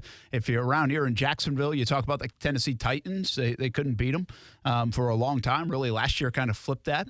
And right now, for your young organization and franchise, which isn't as young as it used to be now that going on year 7, but Florida's definitely been that. And it just takes either a special effort or maybe a cyclical flip of the rosters or whatever. It takes something to kind of flip that deal, and hopefully this is the year, right? Yeah, hopefully this is the year. We've done well against them in the regular season. It's just when it came to the playoffs, last year we outplayed them in 4 of the 5 games we played them, or 5 of the 6 games we played them. Their goaltender just stood on his head, and they went on to win the cup. But you know what? I don't want to talk about that's the F word in our vocabulary. Right now, I think we have one ingredient that will certainly that we haven't had in the past, and that's size.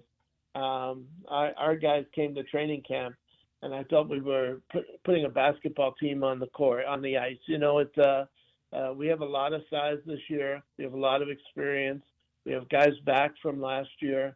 The new affiliation with Buffalo and Rochester has already started paying dividends. Some of the players that they sent us, I think we're up to 5 right now, have been really shown on the ice during training camp and during the preseason games we played this past weekend.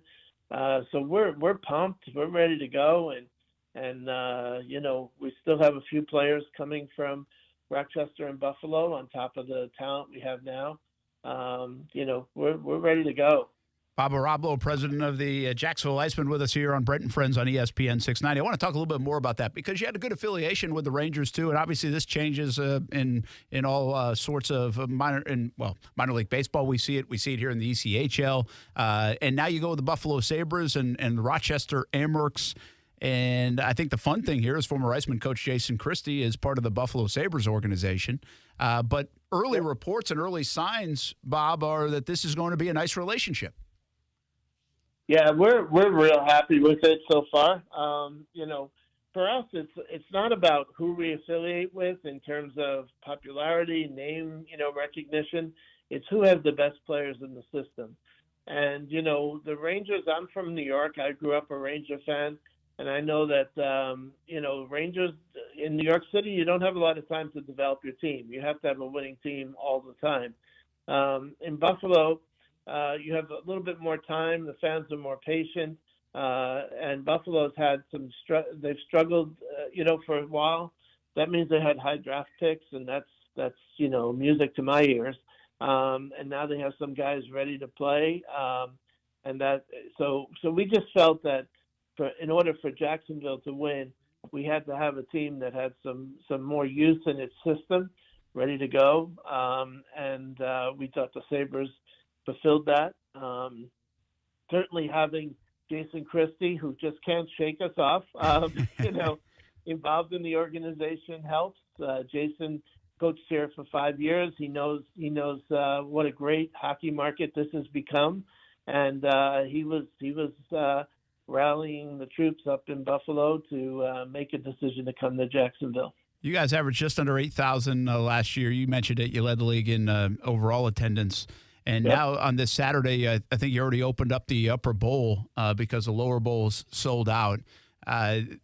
Just give us a little bit of perspective on how good that is. We've seen hockey work in Tampa with the Lightning. There's success stories like the Florida Everblades, as you mentioned, in this league too. But, you guys are one heck of a success story. And it wasn't just, hey, this is new, this is a fun thing, let's go check it out. It's actually like, hey, this is an annual thing, and we're going to be at the top of the league charts when it comes to attendance, it looks like, every season. Yeah, listen, coming into a market, if you've done your homework and it's the right market, you're going to do well at the beginning, and then you've got to keep it going, and that's a big thing of what we've done. We've ingrained ourselves into the Jacksonville community. We didn't just sell tickets and sell sponsorships, all the things you have to do to stay in business, but we really got involved in the community. We did a lot of community events, community activities. We still do. And then we have the local ownership. We're the only team in the city that's locally owned. So we have 17, 18 partners in the Iceman now. Most of them, almost all of them, I think, except for one, lives here and works here in Jacksonville. So it truly is Jacksonville's team. And then that helped us with the idea of building the Community First Igloo. And that's something that has added tremendously to the popularity of hockey, the popularity of ice sports in general. We started, when we took over the program at the old Iceplex, they had about 250 kids registered. We're coming in on 700 now, and wow. That's in less than half a year of having the full facility complete. So, we know we're growing the sport, and more kids want to play, they want to watch. So we've really ingrained ourselves into Jacksonville. We love it here. We all live here. We're just going to keep going. There's still an upper level to fill every night, so that's our goal. That's pretty cool. That's great stuff. It's a great success story. The Igloo, you mentioned, a really cool place. If you haven't been over there, just hang out, go have a drink, go eat, and then also bring the kids to skate or watch some hockey or whatever it might be, join a league. There's a lot happening over there at the Igloo, and it's a fantastic new facility and great work by Bob Arablo and the Jacksonville Icemen for growing youth hockey here in the area. And you get to do that with a very good product on the ice coming up Saturday night for the home opener, the season opener, and should be a heck of a crowd on Saturday downtown at VyStar Veterans Memorial Arena. Bob, good luck, and look forward to a fantastic hockey season around here and getting out there to some Iceman games. Thanks, man. I just want to mention JacksIceman.com. The full schedule is there, promotion schedule calendar as well. And you can order tickets on JacksIceman.com. Appreciate all your support as usual. And we look forward to a great season. And, hopefully it ends with us bringing a cup to Jacksonville. That's our goal. The Kelly Cup and a parade down Bay Street. Not too much pressure on Coach Nick Luca there. That's all right. He'll get it done. We're going to get that cup because we're drinking out of the cup here on ESPN 690 on Brent Friends.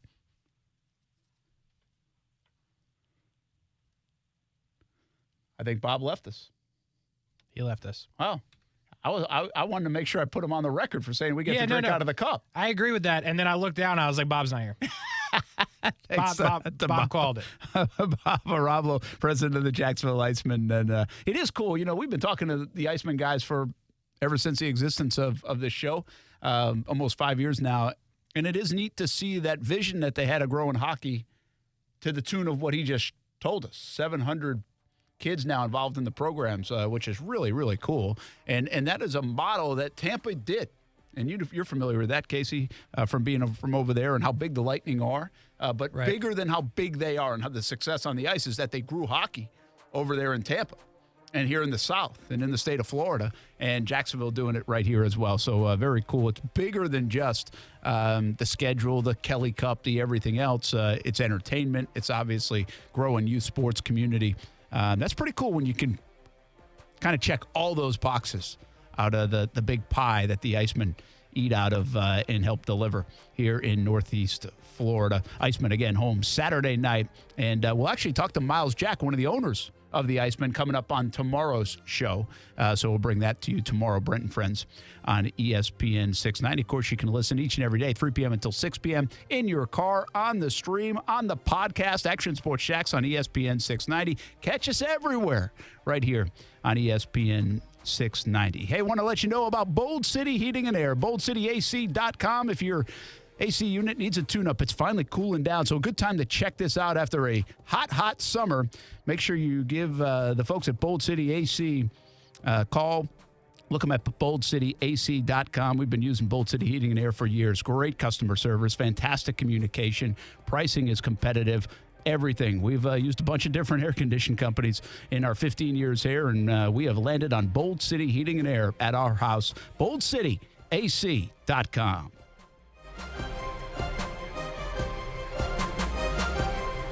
Brent and Friends is sponsored by Best Bet. Now open in St. Augustine. From selling out of the back of a car to one of the biggest outfitters in the Southeast, Baker Sports is quite the story. And on a daily basis, they are helping you write your story with a high school name or sports team across a uniform and so much more. And now it's a one-stop shop with Baker Sports, carrying Nike, Adidas, and Under Armour. They already make you look good, and now they can help you look better than ever. Baker Sports, custom sports apparel since 1997. Shop with the hometown team, and it's easy to do at bakersport.com. Get into the game at Best Bet. Come enjoy the best in-card games, hospitality, and fun at Best Bet Jacksonville and Orange Park. You don't have to be a poker pro to have a great time. Featuring poker games of all limits and easy-to-learn games like Ultimate Texas Hold'em and Pai Gow. Wager on exciting simulcast races and enjoy delicious food and drink. Our card rooms are open Monday through Friday from 10 a.m. to 4 a.m. and 24 hours on Saturday and Sunday. Details at bestbetjacks.com. That's bestbetjacks.com.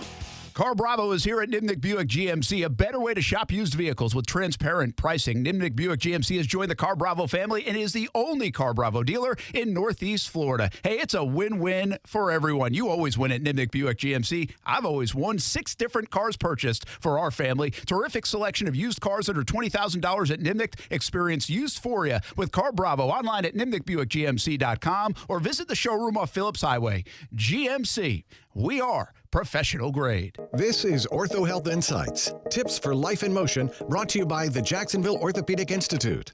Upwards of 80% of people will experience some sort of back or neck pain and say it interferes with their daily activities in life. Back and neck pain can often improve with self-care. A steady routine of cardio exercise, like walking, has been proven to reduce back and neck pain. Also, working on improving your quality of sleep and posture can help. A restful night's sleep on your back can help you feel less sore during the day. If you are experiencing chronic back or neck pain and it is caused from an injury or an accident, the orthopedic physicians at JOI are experienced in diagnosing the cause and treating your pain. Whether you need a course of physical therapy or surgery, JOI can help. Call 904-JOI-2000. That's 904-JOI-2000. Or go to JOI.net. JOI is the official sports medicine provider for the Jacksonville Jaguars. It's fantasy football like you've never played it before. You love fantasy football, right? Of course you do. Do you like competing? Yeah. You like winning? Absolutely. It's Fantasy Card Breaks with Davoli's House of Cards. You don't know your team until you open the pack of cards. There's curiosity, competition, and collecting prizes. Visit Davoli's House of Cards off 210 in St. Johns County, or just visit fantasycardbreaks.com. Fantasy football like you've never played it before with Davoli's House of Cards. fantasycardbreaks.com. Hi, my name is Dan Packard. I was on my way to work, and the gentleman behind me hit me. We called Morgan & Morgan. From that moment on, everything else Morgan & Morgan took care of. Morgan & Morgan did it all with literally one phone call. Last year, more clients hired Morgan & Morgan than ever before. And after 35 years, we now have more offices, more staff, and more lawyers than any other injury firm in the world. Visit forthepeople.com for an office near you. We're in the middle of it now, the fall season, as we hit October on the campus of the University of North Florida. Swoop with the Ospreys, soccer, cross country, volleyball, golf, swimming programs, all in mid-season form. Plenty of events to attend, something for everyone on the campus of UNF. And coming soon, it's men's and women's basketball. The schedule is out, plenty of home games to attend. Bring the family. Season tickets are for sale. Get news, schedules, results, and tickets at UNFOspreys.com. And swoop for the Ospreys all season. What? They did not tell me they were going to do that. I need a new bank. Well, actually, One-to-One Financial doesn't do the usual bank surprises because we're not a bank. We're a credit union. And that means lower loan interest, things like free checking and member rewards, and of course, total investment back into our community. I'm sold. Find a better way to bank than big banks with One-to-One Financial, Jacksonville's hometown credit union. Visit 121fcu.org for more information on opening an account today. Federally insured by NCUA. If that sound gives you nightmares, there's a cheap and easy way to avoid engines not firing. Stable, America's #1 fuel stabilizer, ensures quick and easy starts after storage. Stable's proprietary formula keeps fuel fresh for 2 years, outperforming competitors. Pour Stable in your gas can or directly into the tank of your car, truck, hybrid, boat, ATV, motorcycle, or lawnmower to prevent fuel-related engine problems that cost time and money. When you store, start with Stable. Stay with ESPN 690 for your chance to see and hear our special events in the Farah and Farah Performance Studio throughout 2023. Powered by Farah and Farah and ESPN 690, Jacksonville's home for ESPN Radio.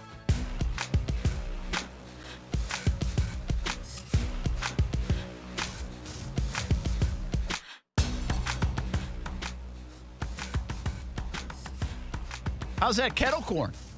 That's good, bro. I'm grubbing. What you mean? I'm getting educated on the kettle corn now. It's fascinating. I was like, it's also gas, by the way. It's good. And so we figured out one batch makes 24 bags. We didn't really figure out. We got told. Well, we figured out we're not too smart, but he said 2 cases, so then we counted how many bags were in a case. Because I also said, I need a picture of the batch maker. He said, True. It's called a kettle. Makes sense. Yeah. Like, hey, just a dumb sports guy here, man. You guys got to know what you're dealing with. Bro, I'll tell you how good. We talk sports for a living. I'll tell you how good the kettle corn is. You remember the last batch of kettle corn we got from last year, Dream 18? You still have it? No, but of course not. I ate it. But I had some left, and unfortunately it had expired. So I took it to the boys at job number 2, and I said, hey, y'all want some kettle corn? It's a little bit expired. They were like, sure, and we grubbed it, bro. Still good. The expiration stuff. I tell you what, not even an expiration date can stop the kettle corn. Then that doesn't surprise me. Like Steph does this all the time at home. Like we'll have stuff in there, and it's like you forget about it or whatever, and she's like, "Oh, it's got I don't know, 2 weeks ago it expiration date." Like that doesn't matter. Some stuff it does. Okay, like milk probably matters. What do you mean probably? You ever had expired milk? No, you can still go a couple of days after milk. Like they're telling you which is best. Tread lightly, my boy. No, they have to err on the side of caution so they don't get millions of people sick.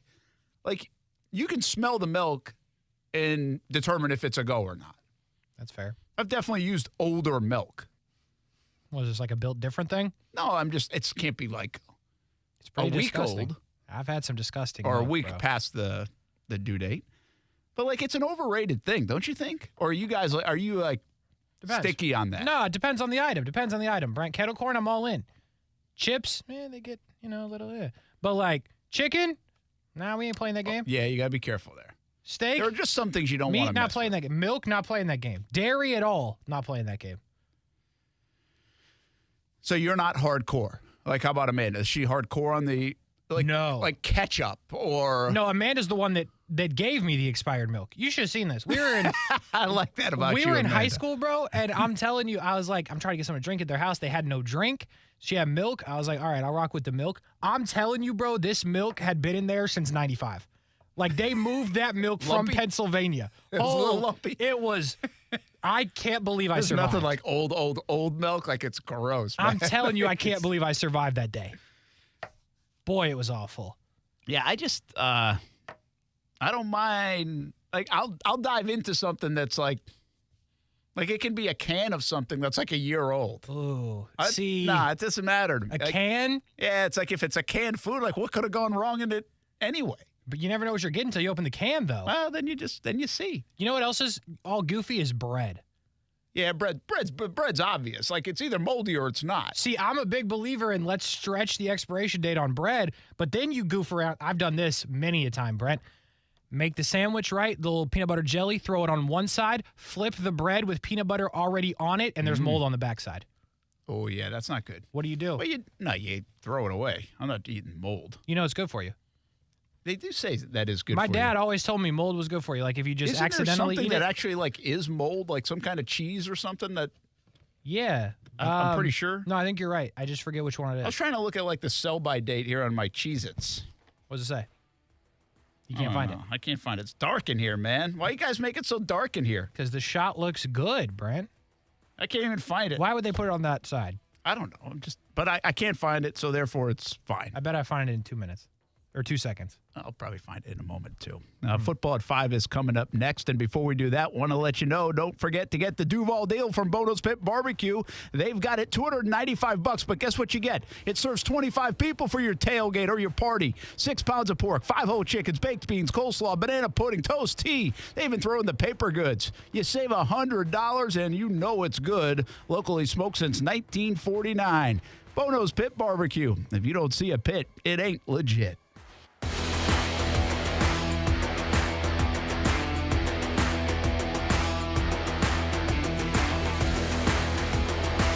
Let me help you get a little something for free with the air conditioning team I use. It's Bold City Heating and Air. Tell them Brent sent you and you get a free duct cleaning with the purchase of a new unit. BoldCityAC.com. Here's why I've partnered up with Bold City Heating and Air. It's a Jacksonville-grown and family-owned and operated business. Most AC places locally have been sold to corporations, not Bold City Heating and Air. And they take care of you the old-fashioned way. Awesome communication, awesome customer service, and they have an awesome new look. BoldCityAC.com for a tune-up on that overworked AC unit. BoldCityAC.com.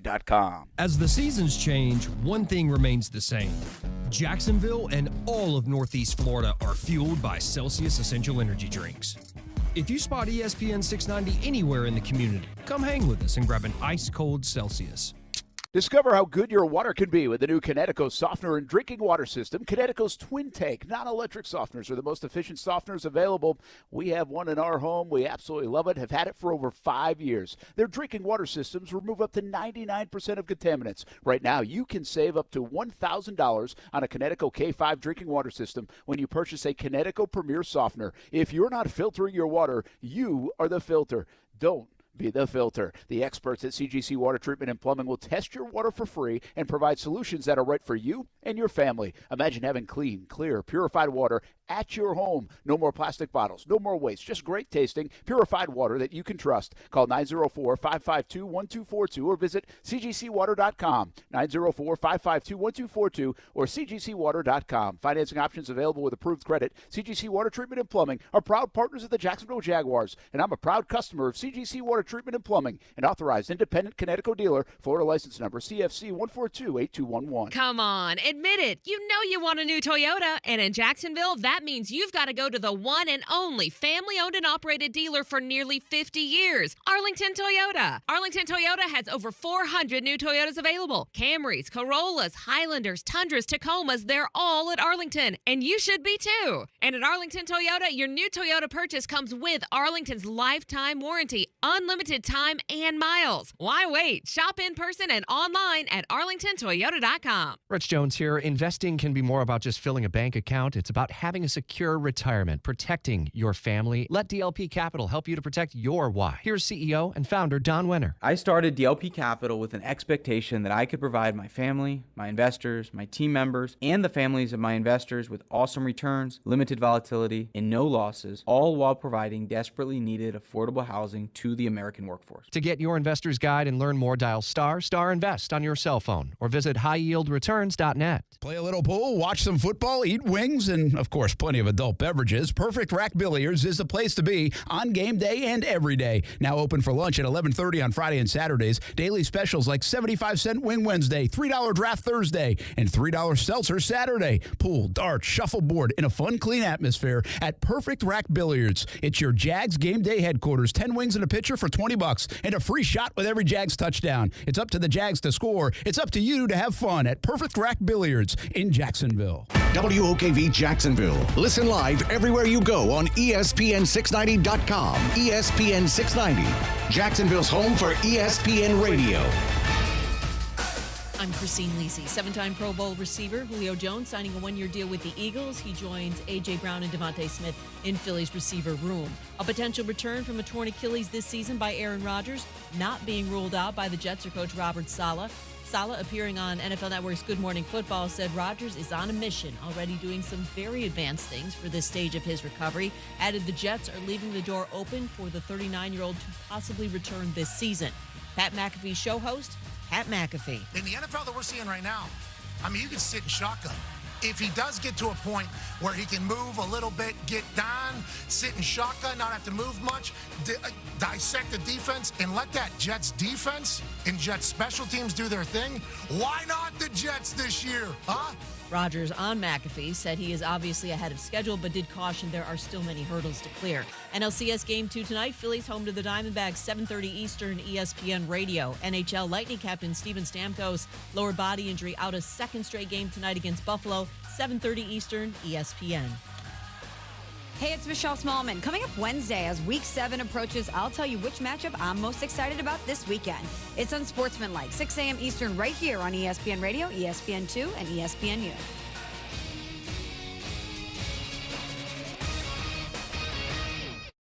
This is a special alert to all Americans who own a vehicle with less than 200,000 miles with an auto warranty about to expire or with no warranty coverage at all. Due to a decline in the economy, CarShield is announcing a low-cost month-to-month vehicle protection plan that is now available to the public to save any driver out-of-pocket expenses on future auto repairs. Call now to find out how you can pay almost nothing for covered auto repairs. Yes, you heard that correctly. Pay almost nothing for covered auto repairs. An open phone line has been established for all drivers to call for a free quick quote. Call 800-326-7765 now. Drivers who are covered will not have to pay for covered repairs again. This protection plan is at an all-time low. Additionally, drivers who activate this vehicle protection today will also receive free roadside assistance, free towing, and car rental options at no additional cost. Call us for your free quick quote today. 800-326-7765. That's 800-326-7765. What do you have to lose? Call 800-326-7765. Again, 800-326-7765. Broadcasting live from the Anajar and Levine studios. Anajar and Levine Accident Attorneys. Call 1-800-747-FREE. That's 1-800-747-3733. ESPN 690 and Action Sports Shacks presents Brent and Friends. Today is one of the worst days that I've had in a long time. We're getting a little punchy around here, people. It's been a lot in a row. I would love to punch you guys. Ow! It really hit me. Brent and Friends with Brent Martineau, Aaron Schachter, and Kasey Kuhrts. Jacksonville's home for ESPN Radio. ESPN 690. Oh, Jacksonville, I got a feeling you're doing a lot better here on a Tuesday than you were doing Monday, which you should have been doing pretty well on a Monday because Monday was a victory Monday. But you were concerned about the quarterback, and I understand it. You're probably still a little bit concerned about the quarterback, but you feel better about the quarterback, I believe. Kasey, do we have that Trevor Lawrence sound anywhere nearby? The sound we played earlier? Yeah. Yeah. Maybe we can play it for the folks just jumping in, getting out of work. Hope you had a fantastic day on a Tuesday. You 9 to 5er in your car. All right. Hopefully you avoid a lot of traffic, or hopefully you're in a bunch of it and can just listen to us on ESPN 690. Before I play the Trevor sound, let me tell you what. You want to talk about traffic today? I don't know what y'all were on today. But y'all that are just now jumping in your car, I know all of us were in that same traffic. 295, traffic. 95, traffic. Kernan, traffic. What were y'all doing today? Really? It was stop and go. It was bumper cars out there. What are we doing? I didn't get in any Sun traffic. was shining. We're wearing hoodies. It's chilly. I'm telling you, Brent, I had to make 6 U-turns this morning. 6, because y'all were clogging up the left turn lane everywhere I had to turn left. I had to turn right 2 times just to go left. Really? It's a mess this morning. This morning. How early was this? 7-something? 7-ish? From That's like early. 7 to 8. Gosh, you're getting up early. Boy, I tell you what, I'd be grinding, Brent. I like that. That's I tell good. you what. All right. I didn't Anyway. realize that it was so trafficy out there. Boy, today was, I'll tell you about it later. It was just a mess. It's But interesting this is the first time in my life that I've experienced just the tremendous growth where I've stayed in a place long enough to see it from a traffic standpoint. And I think this was exacerbated a little bit by COVID and the pandemic. Yeah. Because 4 years ago, whatever, I guess it would be 4 years ago or 3 years ago. I don't know what the heck day it is. So Be 3, a few yeah. years ago, when we had the pandemic, like when I'd come up to work, there'd be nobody on the road. Well, that's the thing. It was amazing. It was like I was driving Christmas Day all the time. yeah, that was convenient because obviously not everyone went to work, but Brent had to go to work. I had to go to work because we worked here. And, It was lights kind of were a thing of green. beauty. Gas was like $1. But then you saw the pandemic start. You were coming out of the pandemic, so more people were going back to work. And then it was like you could actually notice the modest level of cars that were back on the road. during a day. Mm-hmm. And then you were like, oh, everybody's back. Ain't no more work from home. No more working from home. Like, you could really see that during the pandemic. It was pretty wild. But the thing that I noticed, like when I lived I'm from Rhode Island, so everything feels kind of crammed in Rhode Island anyway. Everything's small. Yeah, makes sense. But then there are a lot of people in the housing boom of whatever time this would have been. This has been back in the early 2000s that were moving to Providence that worked in Boston. So Providence was getting just inundated with people, and they were willing to pay for the houses in Providence because they were so cheap relative to Boston, and they would just drive an hour to Boston. Really? Yeah. And so the traffic in Rhode Island, when I got back out of college and lived there for a couple of years and was working there, was crazy. Like nothing like when I was a kid. Like it was 3 o'clock in the afternoon traffic. Then in Albany, you never really saw the crazy growth, but we lived a little north of Albany, and it was a faster growing area. And so I was there for 5 years. Probably by the end of the 5 years, you're like, hey, there's a lot of new restaurants in here that were not here before.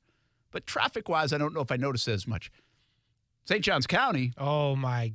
2008, when I moved here, compared to St. Johns County on like a Saturday morning, trying to get from like my house to Southampton, which is like a 5-minute drive. It ain't happening, bro. It doesn't happen. Like, it's amazing how busy the roads are down on 210 and Longleaf Pine now and St. John's Parkway. Like, just amazing. Even with all the new infrastructure down there, it just keeps going and going. So it is pretty wild to watch something kind of grow right in front of your eyes. 210, bro. I'll tell you what. That's the road, right? That is the road. I would be on. Yeah. Yeah. 210, I'll tell you what. You try to get out of Divoli's House of Cards, it'll take you an hour. You can't get out. You just can't get out. You got to either cut a lot of people off or make two U-turns. You can't get out. It is Frogger. You're stuck. It's crazy. And so they put in 2 lights on 210, one by the new hospital and the Culvers, and then one a little farther down by Beach Walk. Neither work. Neither of them are ever green at any point.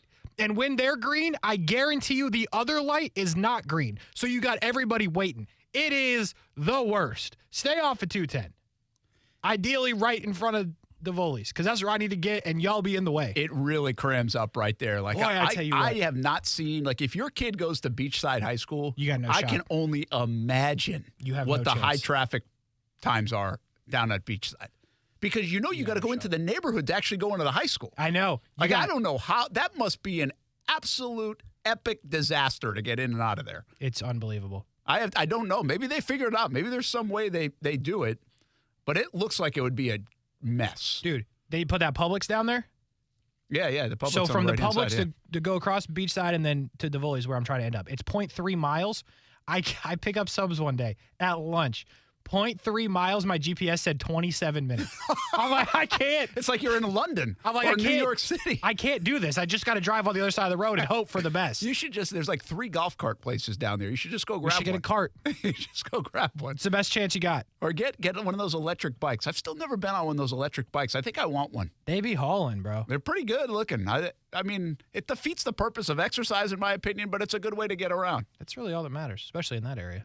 The one thing I will say about Beachside, I think the grand plan is for everybody in that Beachside neighborhood just a golf cart to school or walk or bike or whatever. How are they going to get to work? But still, like all of there's a bunch of areas now on 210 that go into Beachside. Yeah. Like you're zoned for that. With one lane. They're one lane. Right? It's crazy. Oh, my goodness. All right. Hey, the biggest news of the day and why you should be smiling more, even if the traffic was bad or is bad or wherever you are, is Trevor Lawrence. There's nothing firm on the Trevor front, but he did practice today on a limited basis. He was out there while the media was out there, and we have plenty of video now from everybody who covers the Jags, including our own Marcel Robinson. And he's got a brace on his left knee, and he looks like he's getting around okay, and he's going through individual drills. So he was out there. That's a very positive sign that he's going to try to give it a go. And then he even said in his 3:30 news conference, where he wore flip-flops and no brace to the podium, that guess what? He's going to try to get back in time for Thursday's game. Here it is. I'm gonna do everything I can to be out there. I feel a lot better today than I would have thought. So I like how I'm progressing, and I'm gonna do everything I can to be out there on Thursday. That is Trevor Lawrence, and I wondered this about his news conference. Like, would he be coy? Would he be upfront, like, "Hey, I'm gonna play"? And I thought he balanced it nicely. I didn't think he'd be as coy as Doug. I think he was going to answer questions, tell people how he felt, and he kind of did. But you could almost sense in his voice that he's still like, hey, know I'm playing Thursday night, but I'm not telling those guys so they know I'm playing Thursday night. A little bit of Did that. you sense a little bit of that? I mean, I think it was just that confidence that Trevor Lawrence has. Like, I mean, it was in no way doom or gloom. Like, it feels like he believes that he can play in the football game, and, you know, it'll be up to Doug Peterson to decide that and the rest of the coaching staff. But, yeah, I mean, when you hear him talk, and I think this has been the case for the majority of his career, he has confidence, Brent, and he has confidence right now. He's playing well, so I think he believes he'll be playing. I've got this is a weird thing, right? And this is a sports thing only. If you're sick, you don't ever feel. Well, I actually take that back. I think there are parts of our industry. Like if you're sick coming in, right, and you know Aaron's out today, you're going to try like heck to get in because you're not going to just screw the show over and be like, hey, we got nobody, we can't do the show. Now, there's times that you would like to do that. See, Thursday, Friday. Yeah, but I think that happens a lot in the world that I've lived in too. Like when you take vacation time or sick time, you know you've only got a few other people in your department. Mm-hmm. So how are you not being there impact, everybody else? I've done it, Brent. And I think, but in a lot of jobs, like in a corporate setting where there's a lot of people doing things, and I don't think that's the case normally. I don't think people are like, oh, yeah, I don't want to call out sick today because it's going to impact everybody else's day. And I'm not telling you people should think that. I'm just saying I don't think that's a normal thing. If you're sick, you're sick. You call out and you see you tomorrow. I think that's the way it goes. I think it's different in sports. And I think Trevor doesn't have a lot to prove. But don't you kind of think that in Trevor's mind, sure, he wants to play every football game. He loves playing. This is what he does. But he almost needs to be there to show the locker room how tough he is, even though they already know and they respect him and they love him and all this stuff. But he probably feels internally, I got to be there. Not for me, not for my knee, not even for the fans or the organization, but for the other 52 in that room to show them, hey, I know they're battling through stuff, and they're going to try to play, and I'm going to do it too. I mean, I think there's a part of that when you're the quarterback and you're the guy, you're the franchise, but I don't think he has anything left to prove to those guys that he's, that dude. I think it feels like in every interview that we've heard or we've done, you ask somebody about Trevor Lawrence, and it's always somehow brought up the leader that he is, or the person that he is. So I think on that front, obviously he's going to try to be out there, and those guys will want him out there because he's the best option to win them a football game. But I don't think he's got anything to prove to any of those guys. I just think everybody understands the dude that he is, the dog that he is, and they know that if he can go, he's going to do everything he can to go. Because that's the type of dude he is. Yeah, and so I think you're right. And I probably didn't say it well, but I think you're right that he doesn't have to do that. But I think in his mind, the way you're wired as a player. I agree with this. Especially out of the quarterback position, right? Because that ain't the toughest position, people say. Oh, heck yeah, it is. Hey, listen, Justin Herbert was pretty tough. You see him get hit? Stayed in there. He's already playing with a splint on his finger. Yeah, he was getting hit. He was tough now. And I talked about this a lot the last couple of weeks, the toughness of Trevor. And when we talked to Evan Ingram, when we talked to Cam Robinson in the locker room after that second win, that Buffalo win where he was taking shots and delivering, those guys, man, they were like different level kind of stuff. And so you're exactly right. He doesn't need to do a damn thing to prove to the organization, to the fans, to the locker room, to anybody. But in his own mind, I bet he thinks he does. You think there's a part of it? I don't think you're wrong. Do you think there's a part of it where kind of like Burrow has done in Cincinnati, where it's like he's been beat up, man, but he always seems to get up and goes out there because in a way you're kind of sticking up for your offensive line. Like, hey, and this play wasn't that, but like, hey, I've taken some shots here, but I'm not staying down. Like, does that make sense at all? Yeah, I think it is. I think, listen, I'm not down because of you guys. Like, we're doing this still. Yeah, I think like they said, there's a lot here. There's nothing like going out with your guys, and this is a tight-knit room, and playing. Nothing being in the huddle. That's why guys don't retire forever, all right? Yeah. They love being out there and competing. They get the national stage, and while Trevor doesn't need the national stage, he gets the national stage. He can show how good he is, how tough he is. But again, this has nothing to do with all that. This is about that next guy and showing him, I know you're hurting too. You know, Brendan Sheriff might try to go Thursday night. We don't know. That dude has played through a lot. I think this is Trevor, again, in his own mind, his chance to reciprocate some of that. And I think you're right. I think Burrow does it. I think these guys are way tougher than anybody wants to pretend they are. I mean, listen, Jimmy Garoppolo's this pretty quarterback. Jimmy G gets hit a lot, too. He's in the hospital the other night, and he's probably going to try to play on Sunday. Like, that's the way these guys are. They're tough dudes. Used to say it about Blake all the time. I mean, I know one thing about that locker room. They respected the hell out of Blake's toughness. They respected the fact that he took shots from every other angle outside of the field, and they also respected how tough he was on the field. He played through a bunch of stuff. Mm-hmm. He had surgery like 3 different times, I think, after the season. So I think this is Trevor, like, kind of saying that a little bit here and wants to say it. Now, I also believe the other stuff that he did say is accurate. He's a smart kid. They're smart about this. They don't need me to continue to say the last 2 days, 1 game in 28 days, if he just plays the Steelers game, could do them wonders for the next 2 months after. They have to weigh that. We have no idea. Right. Nobody knows where it's at. But the fact that he's out on the practice field to me told me a lot. The fact that he even says on a microphone, I'm going to try to go, or I'm going to try to get myself ready to go. We got to be smart still, but, man, I'm going to make sure I'm doing everything I can to get there. And I think he's going to roll out there on Thursday night and be ready to go and play. And I think there's going to be a shade of inspiration behind that with this football team. And we talked about it earlier. Don't be surprised if Trevor plays, you see the best offensive line played game of the year on Thursday night. Yeah. Because he is that dude to this organization and to that locker room, to this franchise. Like, he is that guy. And everybody's quarterbacks are important. Other players are important. But there are just some guys that are a little bit more. Mahomes, he got that in the playoff game, man. That happened in the playoff game. That wasn't a coaching move at halftime that changed the Jags from being all over Mahomes and injuring him and knocking him out of the game to Mahomes all of a sudden not getting touched for a whole half. That was not a coaching thing. Yep. That was an offensive, a bunch of grown men that weigh 300 pounds saying, you ain't touching our guy. And they won that, by the way. That's why they won the football game. Yeah. So I think we get the chance to see that a little bit on Thursday night, potentially with Trevor for the first time. Now, you don't want to see it a lot because you don't want your guy hurt.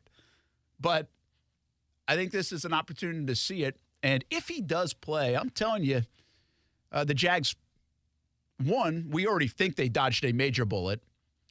And this would be the second time in 2 years that he's shown some toughness from bounce back from injury, ability to be durable, and also survive a scare. I mean, some of this is just luck.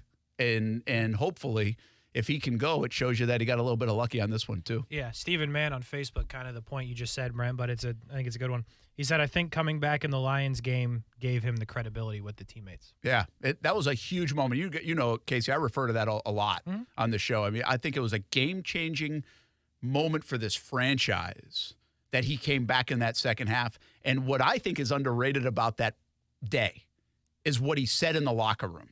Like, if you got a few minutes this week or tonight or whatever, go back and listen to his post-game remarks in the locker room after the Detroit loss. It wasn't that he just got back in there and played. It's what he said. It was the first time we really saw him essentially call out the football team and where they were at and what they were doing and say, this ain't the standard. And he did it. Mm-hmm. As a young player, as a 23-year-old player in year 2, not even played 2 full seasons, he did it in that moment. And I think he almost felt like he could do it because he came back in, to your point. Yeah. And so I don't know if we're going to see anything as dramatic as what I'm saying there Thursday night. I just think his presence means a lot.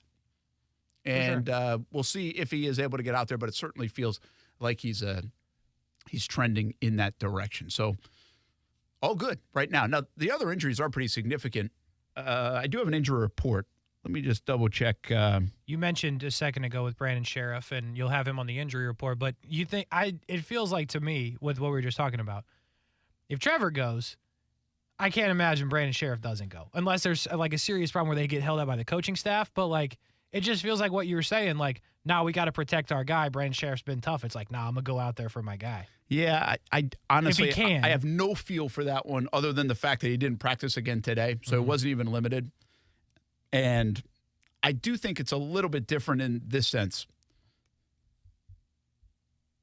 I mean, you're blocking 300-pound men, like on every play. You grown men. You know, like the thing about Trevor is there's a chance he doesn't get touched in the game. You hope. Well, but yeah, Brandon Sheriff is going to be touched every part of the game, and also in even what we talk about the last couple of days, that when you go back and drop, your plant is your right leg for Trevor.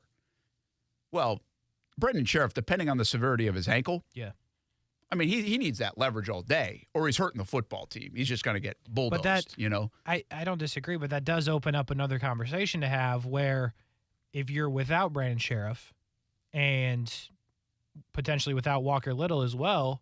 I think you're definitely without Walker Little. I feel that way as well. But then you're going, okay, you're on, I mean, really at left guard, you're on like left guard number 3.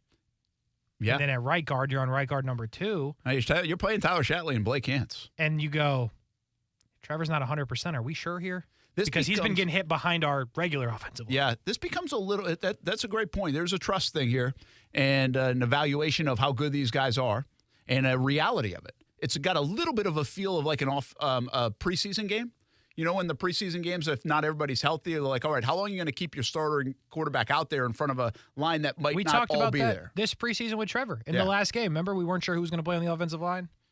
And so I think it's about the same in that regard. Here's the thing. This is just a total guess, which is a little dangerous in our world, but I'm total doing it guess. anyway. Not Tyson Campbell basically has been ruled out by Doug. I mean, he said a lot yesterday. He's been ruled out. Devon Hamilton did practice in full. I still don't believe he's going to get back for this game. Just doesn't feel that way. Zay Jones did not practice again. I kind of feel like he's going to be out of this game too. And again, guess. I think he's going to be out of this game, and why not rest it a little bit more? I just can't get out of my mind the London game. He was limping a lot. Walker Little was limping a lot. And Walker Little was still limping on Sunday when I saw him. Walker Little ain't playing in this game. I'd be stunned. And then Brandon Sheriff, I don't have a great feel for, but I just think we talked through it, and I'd be like, I'm not sure if that's going to happen. So Jags are without guys. New Orleans without guys, too. It looks like they're banged up. In fact, did not practice. Juwan Johnson at tight end, J.T. Gray at safety, Landon Young at tackle, James Hurst guard tackle, Ramczyk concussion, did not practice again. He's at tackle. Demarius Davis with a knee, who's a Demario Davis, fantastic player. Linebacker, did not practice on the short week. Could he get back? They got guys banged up left and right. I mean, a bunch of limited players. Matthew, Jordan, Olave was limited. Andrews Pete was limited. That's Jamal their whole Williams line. limited. Their whole line is on that report. Yeah, they're pretty banged up too. Now, limited to me usually means you're going to play. Guess what? Trevor's limited. Yeah, usually a pretty good sign that he might play. So we'll see. Now, what's funny about that is the guy on this list that practiced in full is Devon Hamilton, and I'm really not sure he's going to play. Yeah, it's a pretty wild Pretty ironic deal there. So, Demario Davis, if he weren't to play, I don't know how severe that injury is or if it's just a short week. See, that's the other part of this. It's a short week, so you're really only practicing very little. Yeah. So, but if you're practicing very little, why wouldn't you just put limited since there's not really a lot going on anyway? Or you just fully resting these guys from the recovery standpoint. But Demario Davis is a hell of a player. I mean, he's there at Lewican. Yeah, hell of a player. And if you didn't know this, he's from Gardner Minshew's hometown. Of Brandon, Mississippi. I didn't know that. Yeah, When did you learn that one? Well, when we were in Brandon, Mississippi. I figured, Brent. It was a little setup for you to be like, go back and watch the. They got 2 from that same high school. That's nice. Yeah. We're still looking for 1 at ours because I didn't make it. 2 pretty notable players. I'm here.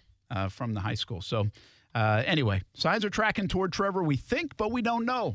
And I don't think we're going to find anything out now until afternoon on Thursday, maybe evening. Hopefully not. I always like to guess, like, when's it going to leak out? Hopefully not Wednesday. You know what I mean? Mm-hmm. Yeah, hopefully not Wednesday. Depends when you record some things. Hey, man. Instant callback. We'll have to make an adjustment. 301. Breaking news! We're like, We'll do some audibles. Somebody get in the studio. Hey, overtime with Kuhrts and Middleton coming up inside Seminoles football tonight. Florida State still undefeated, one of the longest winning streaks in the country, top 5 in the country. And you can listen to Mike Norvell inside Seminoles football tonight right here on ESPN 690. Hey, experience wins when buying or selling your home. Changing markets and rates make for challenging times right now in the real estate market. Bass Professional Realty can guide you through those times and open the door to a new home or lock the door in your old home one final time. Transparent, honest experience. Last year, Nancy Bass and Bass Professional Realty were voted a top real estate firm in Jacksonville. Have a good home selling or buying experience with the experienced team of Bass Professional Realty.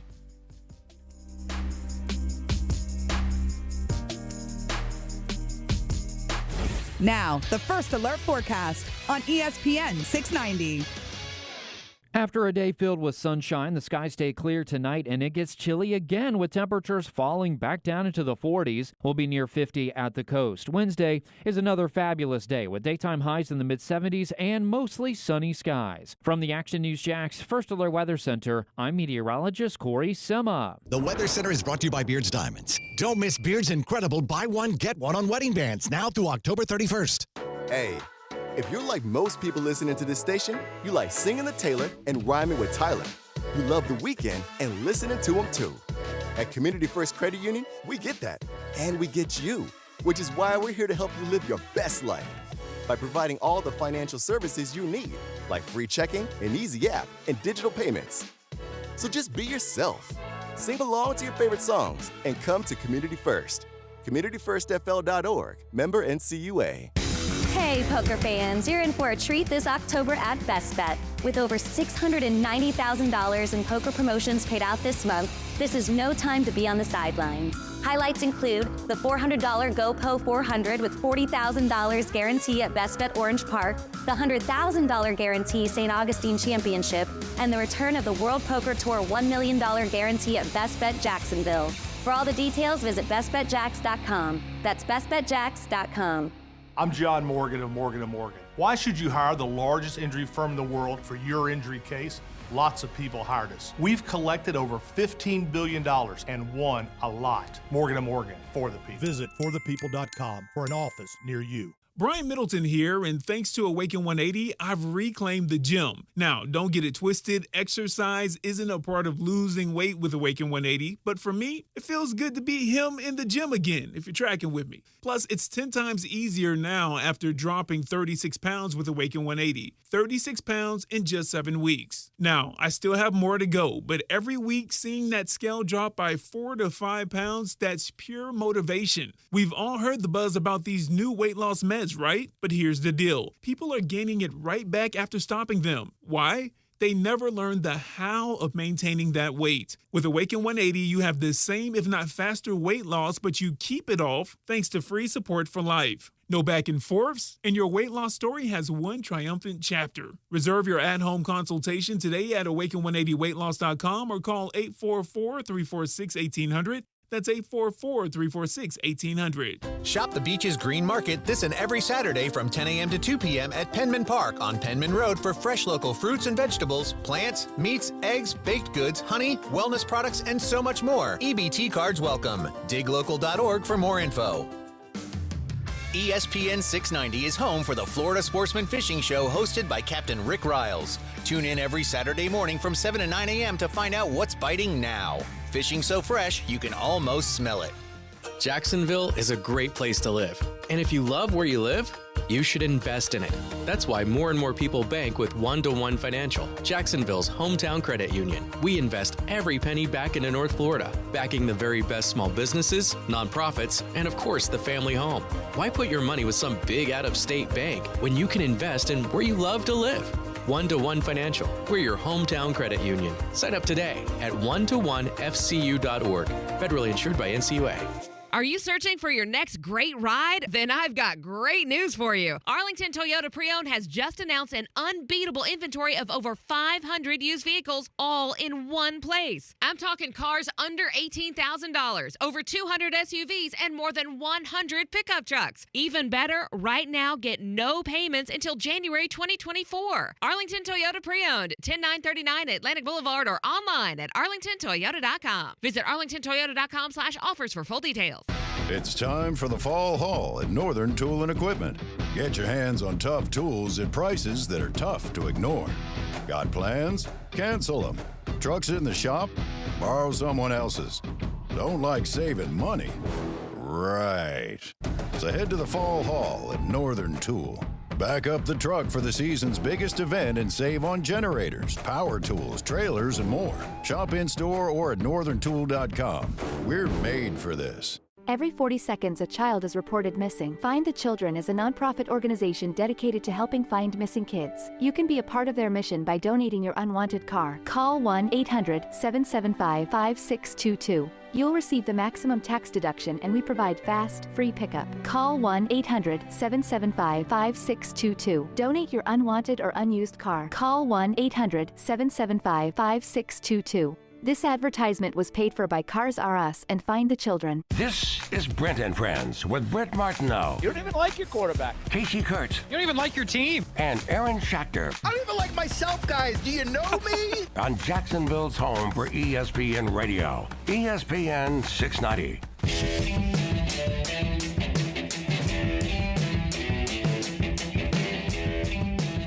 I don't know why I choose to, grab a little Cheez-Its or whatever when we always have, 1 minute coming back from break. This breaks ain't very long, Brent. We're not your former employer. They're long enough. I got to sell more stuff is what you're saying. I'm just saying they ain't no 9 minute. You listen over there, you get 13 minutes of content in an hour. Not here. 43 to 45 minutes of content. That's right. Yeah, look at us. And we're not 1,000. Brent's old, but we're not 1,000 years old. Wow, you're going all in here. Well, dude, if Aaron was here, it'd be so much worse. It's unbelievable. See, here's what I'm doing. You saw it. I ain't naming names. Aaron would give out Social Security numbers. Yeah, he just says it. Yeah. We're just doing our own thing over here, folks. It's fine. I saw your boy at the game. He gave me a dirty look. He's on to us, Brett. We're their heads. I love you. I love it. Somebody tweeted something today, and it got me thinking. Yeah, I'm just going to always call it Twitter, by the way. We're not going with the X thing. I've just abandoned it. And people know exactly what you're talking about. Is there anything else in life that has been 100%. Called something different forever and and you call it the old thing and people know exactly what you're talking about? I would go Q-tip. Cotton. It's changed? Cotton. It's a cotton swab. Swab? Is that what people call it now? Nah, that's what it really is, though. So they called it that, but then Q-tip just took over because of the brand. Ah. Okay, but that worked in reverse fashion then. So it used to be called cotton swab, but now Q-tip. So I'm thinking, here's the other one. FCS and FBS. Do you go by that or no?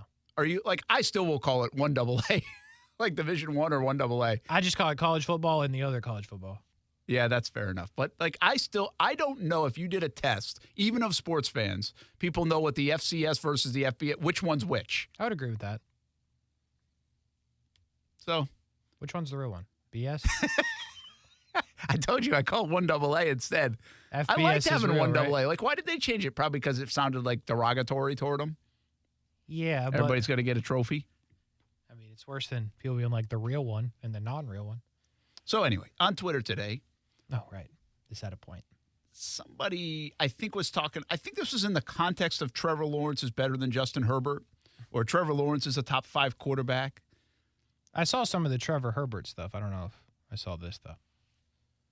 And then somebody else is really where I got this idea. They said, well, they also have a top 5 running back and a top 5 tight end. The Jags. The Jags. Okay. Would you say that?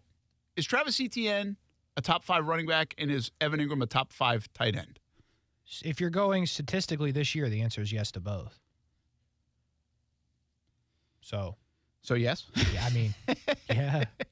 I mean, the stats don't lie, Brent. Yes. Like we did this the other day, right? Because I always go with the underrated way on ETN, which I'm not going to be able to say that for very much longer because people kind of knowing what he's doing. And the stats don't lie, and fantasy football will put him up a notch, and then they increase like his Madden ratings already and everything else. So, but I don't think people would say there are a lot of good running backs. Like there are a lot of big names. And when we went through the names of running backs, like ETN, I can see why people wouldn't just roll off and be like top 5 running back. But the bottom line is last year he had some 1,700 yards from scrimmage. And this year he's tracking very well. I think he's got the most touches in the National Football League. He's already equaled his 5 touchdowns from last year. So he's on pace for a double-digit and then some touchdown mark this year. He eludes tacklers. He's got explosive plays. He can catch the football. He can power run. He can do so many things for you that I think he's going to work himself into the conversation of a top 5 back, and statistically he already is there. Most carries in the league, Brent. 113 carries. We're going to talk a little bit more about that later in the week. Is that a problem? That's a lot. Or a dangerous thing, right? Potentially, in terms of amount of touches, because carries, and then on top of that, he's obviously receiving the ball sometimes. I mean, when you look at like stats so far this year for running backs, obviously McCaffrey's at the top of everything. He's probably a top 1 back in the league. But then if you go statistically, you're talking about guys like Zach Moss. I don't think anybody's putting Zach Moss above Travis Etienne, but statistically, right now he is. Devon Chan for Miami, who has 38 carries this year and is averaging 12.1 a carry, which is a pretty wild thing. Kyron Williams is having a nice year. DeAndre Swift, and then Travis Etienne 1 yard off of DeAndre Swift in terms of rushing yards. Travis Etienne, by the way, more touchdowns than most of those guys. McCaffrey does have 7, and Kyron Williams has 6. Wow. Travis with 5. So, I mean, he's right there. He's on the doorstep of a Pro Bowl season. Absolutely. Right? Yeah, absolutely. So it got me thinking. I was like, wait a minute now. I can take, if you think Trevor's at least in the conversation or getting there, and then you say Travis Etienne is performing that way, absolutely. Evan Ingram, he's performing that way. Who's better right now this year? Kasey, and then who from a tight end standpoint? Again, not like in the name world, just like who is performing better. Because right now Ingram has a lot of catches, but he doesn't have a lot of touchdowns. And he doesn't have a lot of yards per catch. He does. Well, I mean. But he's got a lot of yak. If you're looking. Yes, he does. If you're looking at the tight ends, you've got Evan Ingram with the most yards of anybody, including Travis Kelce. He has the same amount of yards per reception as the second place guy, which is TJ Hawkinson. We've had this debate. Evan Ingram doesn't have touchdowns. You said it. But if you're just going strictly by the stats, he's the best one in the league right now. So I would say Travis Kelce is still at the top there. He's right there, Brent. Who else is below? Like, who's next? Is Laporta? Laporta was having good numbers, right? So you go Evan Ingram with his 36 catches and 301 on the yards. Hawkinson, 36 for 3. You've got Kelce, 36 catches for 346, so he does have more yards. And then you're talking Laporta, yeah. So, like, Kittle, not there, right? Nowhere to be found. Is there anybody surprised, like a name that we wouldn't really like? Njoku, is he doing anything? He's on my fantasy team, Brent. I can report in he's not doing anything. Okay, so nobody's like having like a Hunter Henry isn't reemerging. Mark Andrews is quietly has 300 yards and 3 touchdowns. Which is kind of almost subpar for him. Waller and Jonnu Smith both have 282 yards. I'll tell you this about Waller. He's disappointing. Waller should be like a mismatch problem. He should get open. Like, he should be targeted 10 times a game. He's catching it. I've watched him a couple times because the Giants are always in prime time. And you can blame all you want on everything else. He's not good enough. Like, he really hasn't been good for them. I mean, nothing's been good for them. No, nothing. Right. There's no. But yeah. I'm not putting this all on Daniel Jones and the offensive line and everything. Even when given plays, like, he's covered. He's not getting open. I'll tell you the other guy, like Pitts isn't doing enough, right? Obviously, he's still not performing. He's got a bad quarterback, though. Statistically worse than Jonnu Smith, who is their tight end, too. So who else? So this is where I was going to go with it. Who else do they have that's like, I don't know, arguably top 5 from a performance standpoint this year? Well, Tyson Campbell, we would say he's right on the edge, but there are so many good corners that people would put up ahead of Tyson Campbell. You get a guy like Andre Cisco. Andre Cisco's playing like a top 5 safety in the league, and he's performing that way. He leads the NFL in interceptions. Yeah, Cisco is. Darius Williams leads the NFL in interceptions, but I'm still not calling him a better corner than Tyson Campbell. You know what I mean? Mm-hmm. But he does have like the most pass breakups and statistics. But there's a reason why some guys have more statistics. It means they're going their way more. So it's a tricky little thing on the corner position. Foye Oluokun, 3rd in the NFL in tackles, and he might work his way all the way to the top by the end of it. He's clearly a top 5 middle linebacker in the NFL. Yeah. Nobody wants to admit it, but he is. He might be back-to-back leading tackler. Josh Allen. He's a top 5 pass rusher in the NFL right now. Yes, he is. By the way, your closest receiver in terms of stats is Christian Kirk. He's 19th in the league in yards. Yeah, and this is where I go with Kirk, and this is not surprising when it comes to the Jags. They are going to have a trouble having a standout guy because they're not just going to go in one direction with the football. Like, they are not going to have many games where they have like a 180-yard receiving game. Like Jamar Chase, hasn't he already had like 2 15-catch games? Like, they're not having those kind of games. Now, actually, Christian had, I think, 11 catches one game. But the thing I like to say about Christian is there might not be a better guy in the slot than him. Jamar had a 15 and a 12. Yeah, 15 and a 12. I think he got targeted 15 times in the 12-catch game. Got targeted 19 in the 15-catch game. Wow. So they just don't have that guy. But moral of the story is they got a lot of guys that right now through 6 games you would certainly put in the mix from a Pro Bowl standpoint. I don't know if you would categorize them year in, year out as like top 3, top 4, top 5 in the NFL. There's just so much competition there, and it's a popularity contest and everything else. Like, Oluokun's never going to get his flowers for whatever reason. It doesn't feel like he's going to get as much love as he should. Agreed.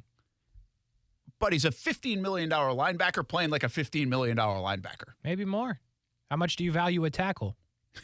I'm being serious, though. Yeah. Like, there's other stats that get valued more than tackle, to be real with you. And he's 2 times and is in the running for doing it 3 times, leading the league in that stat. So you got Trevor who's there. You've got Etienne who's there. You've got Ingram who's there. You've got, I think, Kirk. Now, we haven't even seen the rise of Ridley. We'll see where that ends up. But you're not putting him there right now. It's been too inconsistent. By the way, Kirk, 11 targets against Kansas City, 8 against Atlanta, or 12 against Atlanta. And again, I would just categorize him as like, there's no better guy I want in the slot like in the red zone. I think a lot of the analytics from last year echo that. I don't even know about the analytics of this year yet, if they echo that. Then on defense, Josh Allen's there. Oluokun's there. Cisco might be there. Campbell and Darius Williams are like on the stat sheet to be there. I mean, it's really good stuff if you look like blue chip players that win in this league. And the Jaguars have either blue chip players or fringe blue chip players sprinkled all over the field. And I didn't even mention Calvin Ridley's name. And I didn't mention a guy like Brandon Sheriff, who's really their most decorated player on the roster from a resume standpoint. And a guy that will not win the popularity contest, but has been their best offensive lineman through 5 weeks is Walker Little. And Walker Little, yeah. You know, and again, we'll talk about this, I think, a little bit more tomorrow, but you can do the whole Anton Harrison upgrade, or at least you're winning that because you didn't pay $80 million against Jawan Taylor. Sure. I will give you this. Like, I'll add to the mix. They got the best return guy in the league, in my opinion, in Jamal Agnew. He is he's one of their 2 Pro Bowlers right now. They have, I think, from last year. There's a lot of good punters in the league now. But you'd take Logan Cook any day of the week. Boy, give me and Logan twice Cook on Sunday. over anybody, including McAfee. And McManus is a hell of a kicker. That's the sleepy one. It's kicker. We're not going to talk a ton about it. They upgraded big time there. Yeah, they did. Stuff that it's like, oh, casually 53, no problem. Last year we'd be like, 53, we're going. 4th and 6, we're going for it. And I say one more thing, too, and that is their head coach. Is good. In my opinion, is good. I know he's not everybody's favorite over the last couple of days because of the Trevor play, but he's really good. So, there's a lot to like on this roster. I don't think it's a perfect roster. It's an upgradable roster. But it's a damn good roster, and they're getting great performance out of guys. They are. Wasn't just a one-year wonder thing, too. Like Kirk's doing it again. Ingram's doing it again. Zay Jones, when he plays, is doing it again. His numbers are going to be way down because he's missed games because of injury. Etienne's doing it again. Tyson's developing again. Cisco doing exactly what everybody thought. He's actually doing it. How often does that happen? Josh Allen, you hope he can have a big year in a contract year. Guess what? He's doing it.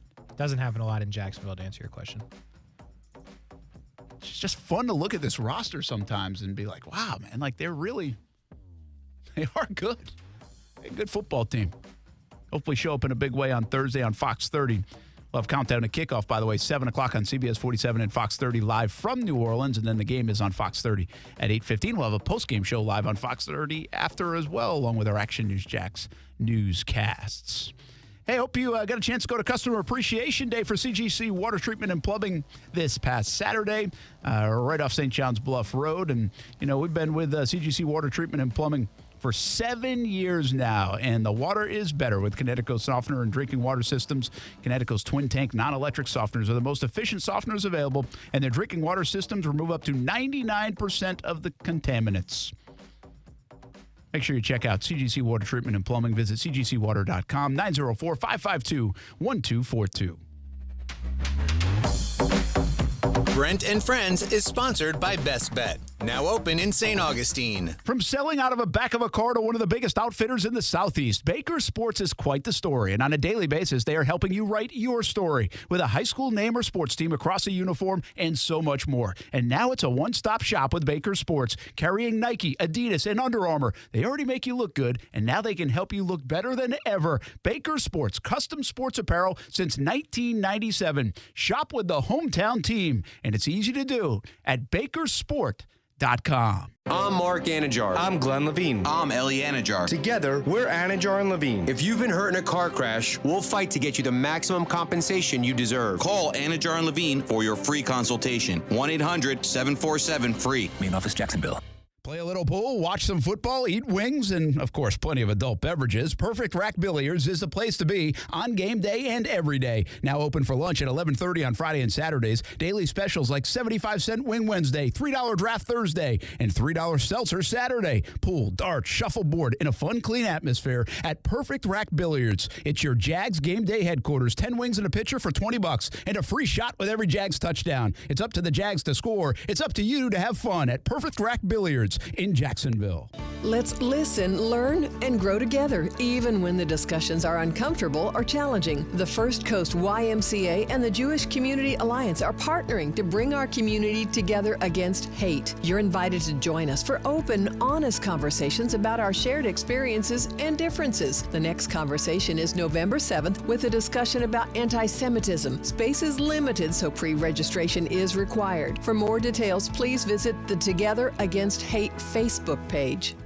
The downsides to a 401k are limited investment options, what we'll find, and nothing against anybody who's doing it. Listen, if I wasn't an investment advisor, I might even be doing the same thing, but lots of target date funds. We don't like the target date funds because they only take into consideration the date. They don't take into consideration anything else. I think they give investors in retirement plans a false sense of security. More at guardingyournestegg.com. Advisory services through Talon Private Wealth, an SEC registered investment advisor. Florida license D056341. Hi, this is Dave Barker with IHRS. If you're looking for a real solution to your thinning hair or hair loss, call IHRS now at 904-777-IHRS. Find out what's causing your hair to fall out. Can your hair grow back? What procedures or products will work? Get to the root of your problem with IHRS's Hair and Scalp Analysis. This analysis magnifies your hair and scalp 400 times to see what procedures can restore your hair. Stop wasting money on solutions that don't work. IHRS has been restoring hair for men and women for over 30 years. They're the only clinic to offer the trademark multi-unit hair grafting, PRP platelet-rich plasma, and the NeoGraft FUE hair transplant procedure. Real solutions,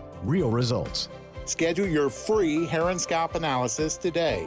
Call 904-777-IHRS. That's 904-777-4477. Or visit hairthenewgolf.com. 4me.com. Hairforme.com. We're in the middle of it now, the fall season, as we hit October on the campus of the University of North Florida. Swoop with the Ospreys, soccer, cross country, volleyball, golf, swimming programs, all in mid-season form. Plenty of events to attend, something for everyone on the campus of UNF. And coming soon, it's men's and women's basketball. The schedule is out, plenty of home games to attend. Bring the family. Season tickets are for sale. Get news, schedules, results, and tickets at UNFOspreys.com. And swoop for the Ospreys all season. ESPN 690 is home for the Florida Sportsman Fishing Show hosted by Captain Rick Riles. Tune in every Saturday morning from 7 to 9 a.m. to find out what's biting now. Fishing so fresh, you can almost smell it. Exergen thermometers are proven to be more accurate than non-contact thermometers. With children back at school, keeping them healthy is important. Clinical studies have proven that non-contact thermometers are inaccurate and can miss fevers. Accuracy matters. That's why the Exergen thermometer is trusted and used by medical professionals. Exergen thermometers are available at Walgreens and other participating retailers. Choose a trusted and accurate thermometer for personal use. Learn more about why accuracy matters at Exergen.com. Yeah, I'm so stressed. Our business is growing. We've got people all over now. Ooma. What is that? Meditation? I'm recommending the Ooma cloud phone system with auto attendant and more than 50 features. Ooma? Yep, switching to Ooma is a cinch. Just $24.95 per month per user, plus taxes and fees. Ooma. Now you're feeling it. Find small business calm at ooma.com/radio. That's OOMA.com/radio. Hey, it's Brent Martineau from Action Sports Jacks. Did you know you can watch our radio show? Yeah, video of a radio show. Just search ESPN 690 Jacks on Facebook, YouTube, and Twitter, or follow me on Twitter at BrentASJacks. Watch the show live weekdays from 3 p.m. until 6 p.m. or listen on ESPN 690.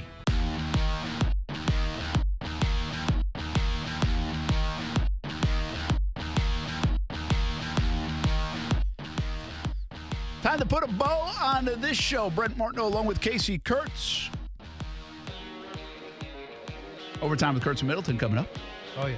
Inside Seminoles football. After that. Big time. Hey, will the Texas Rangers ever lose again? No. What an amazing playoff run this is. Pretty good. Pretty good for the boys. It's so good because they're not even playing with DeGrom or Scherzer. Well, Scherzer's back. Well, they haven't pitched yet. No, yeah, he hasn't pitched yet. He will pitch tomorrow. But, I mean, they've rolled off 7? They're 7-0. 3... They beat the Rays in 3. It's 5. Huh? 2, 5, 7. No, they beat the Rays. Then they beat the O's in 3. Oh, the O's, yeah. Sorry. And then they beat now they've won 7. 2 in a row. 7. In Houston. So 7 in a row. Yeah, they have not played at home yet. Or they've played 1 at home. That is just nuts that they've won 7 in a row. And they've done, again, they built this team to be competitive, to make a run, but they built it around like DeGrom and Scherzer. Scherzer was acquired, but they haven't even used those guys. Yeah. And their pitching has been phenomenal. So good. Jordan Montgomery, shout out. I tell you, I still think Evaldi, Evaldi's unbelievable in the postseason, man. He's really good. You got to ask your boy Travis Chapman what happened. You see that report that was out there? I didn't. The reason the Yankees traded Montgomery originally is because they didn't think he was good enough to be on their postseason roster. Wow. He's now 2-0 for the Rangers in the Yankees playoffs. have made a few miscalculations, so just saying, you got to figure out what's going on up there with the lads. Did you see the my favorite moment of the week so far? You see Big Papi? I've seen a lot of the show. I meant to ask you about that. Have you watched a lot of the pregame? I haven't really, but so it's Jeter and A-Rod and Big Papi, which is pretty wild in itself, right? I mean, Big Papi's sitting right in the middle of those two guys, two Yankees. Nobody Yankees, really likes each other that's up there, it feels like. I don't know. I think they respect. You don't think they like each other? I think they respect each other. I think A-Rod and Papi like each other. I think Jeter's just there. Jeter and A-Rod can say whatever they want. Like, that's my point of this. It doesn't feel great. Like, I just can't put my finger on it, but when I watch it, I'm like, doesn't feel like the best of friends. Like, this is what I wanted, right? I wanted Jeter on this show. Like, I want him and A-Rod to get along. Papi's fine, but I'm like, something doesn't feel right about it. But you talking about the shot they took at 0-4? Did they take it down? Let's see. I tweeted it last night. No, it was great. It was just, let me see if I find it real quick before we go. And I feel like this media has been disabled. Dang, they took it down. Barstool took it down. So maybe they didn't have permission. They had put it up. Essentially, it was Jeter talking about like Houston not being out of it, right? Yeah. Hey, we've been down 3-0, 3-0 before. Poppy said, "Have you?" Yeah. Yes, you have. Yeah. It was awesome. That is. I wonder how much bitterness is still there. It's hard to say. They won. Like, I don't think there's bitterness toward one another. I think it's more bitterness toward, like, we didn't get the job done. You know, that's what happens in sports. Like, we lost. Like, when you're up 3-0, you lost. Yeah. You're not really mad at the other guy as much as how the heck did we lose it? I don't know. Something just doesn't feel right with this show. I got to look at that more. And more. I want it to so bad. Part of me's like, is it because Jeter doesn't do like this is new? Yeah, it might be. I mean, is he awkward at all on it, or is he pretty good? He's kind of awkward. Here's the thing. I think A-Rod's pretty good at TV, whether you like A-Rod or not. No, A-Rod does a pretty good job. He has figured it out now. Like, he's not just answering. Like, Jeter's like, question, answer, that's it. A-Rod's like, here's my answer. Derek, what do you think? Yeah, he kind of knows where to take it. Like, yeah, he's comfortable. Good. He's been doing it a while now. And Poppy's just like going to say whatever Poppy wants. Like, they're just, I think they're still working through it. I hope that's the case because, like, part of me is like, I just don't know if Jeter wants to do this. And then I'm like, is he here just because the paycheck was fat? Like, I don't know. I can't figure it out yet. That's the one thing that's crazy to me. The paycheck must be huge for that crew. Huge. Yeah, are you And kidding? does it pay off that much? Because baseball ratings are like, okay. I will say, I mean, I love Jeter. But the other night, we had like 20-something minutes before the game came on. And I was like, yeah, let's turn it on because I want to watch Jeter and A-Rod. Maybe I'll have to tune into it a little bit more. Lock that in. Brent and Friends on ESPN 690. Back at it tomorrow at 3 o'clock on ESPN 690 in New Orleans on Thursday for about 90 minutes before we give way to baseball playoffs. So we got a lot happening here on ESPN 690 in Jacksonville over the next few days, and that includes Overtime with Kuhrts and Middleton. It's coming up next. Have a good night, everybody.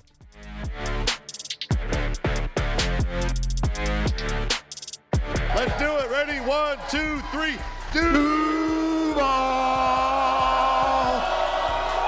Have a good night, everybody. The future of joint pain relief is here. It's QC Kinetics, advanced regenerative medicine. This is amazing stuff. Hey, everybody, it's Brent Martineau. If you've been told more steroids or surgery are your only options, well, don't be so fast. Get a second opinion and learn more about how you can harness your body's own healing agents to attack that joint pain. I'm talking lasting relief. QC Kinetics doesn't mask the pain. These treatments go to the very root of the problem using concentrated healing properties placed directly in your joint to restore and repair that damaged tissue. Imagine living your life this fall with no more pain in your knees, your hips, your shoulders, your back, with no drugs, no downtime, no surgery. Listen, life is about motion, and QC Kinetics is giving people their lives back with these all-natural treatments to keep them in motion. Call the local medical professionals and get a free consultation today, 95522, 904-274-5522, in Mandarin and Ponte Vedra. QC Kinetics, the nation's leader in regenerative medicine, 904-274-5522. Get into the game at Best Bet. Come enjoy the best in-car games, hospitality, and fun at Best Bet Jacksonville and Orange Park. You don't have to be a poker pro to have a great time. Featuring poker games of all limits and easy-to-learn games like Ultimate Texas Hold'em and Pai Gow. Wager on exciting simulcast races and enjoy delicious food and drink. Our card rooms are open Monday through Friday from 10 a.m. to 4 a.m. and 24 hours on Saturday and Sunday. Details at bestbetjacks.com. That's bestbetjacks.com. Koala Insulation. Hey, this is Bruce. And I'm Carrie. We're the owners of Koala Insulation. It's a great time of year to invest in energy-efficient improvements to your home. With our competitive rates and new tax credits for insulation upgrades, you can get huge savings to improve your insulation today and see long-term savings every month going forward. Give us a call and set up your free evaluation at 679-6282 or find us online at koalainsulation.com. It's fantasy football like you've never played it before. You love fantasy football, right? Of course you do. Do you like competing? Yeah. You like winning? Absolutely. It's Fantasy Card Breaks with Davoli's House of Cards. You don't know your team until you open the pack of cards. There's curiosity, competition, and collecting prizes. Visit Davoli's House of Cards off 210 in St. Johns County, or just visit fantasycardbreaks.com. Fantasy football like you've never played it before with Davoli's House of Cards. FantasyCardBreaks.com. What's up? It's Kasey. Check out the podcast Action Sports Jacks on ESPN 690, wherever you get your podcasts. This is SportsCenter.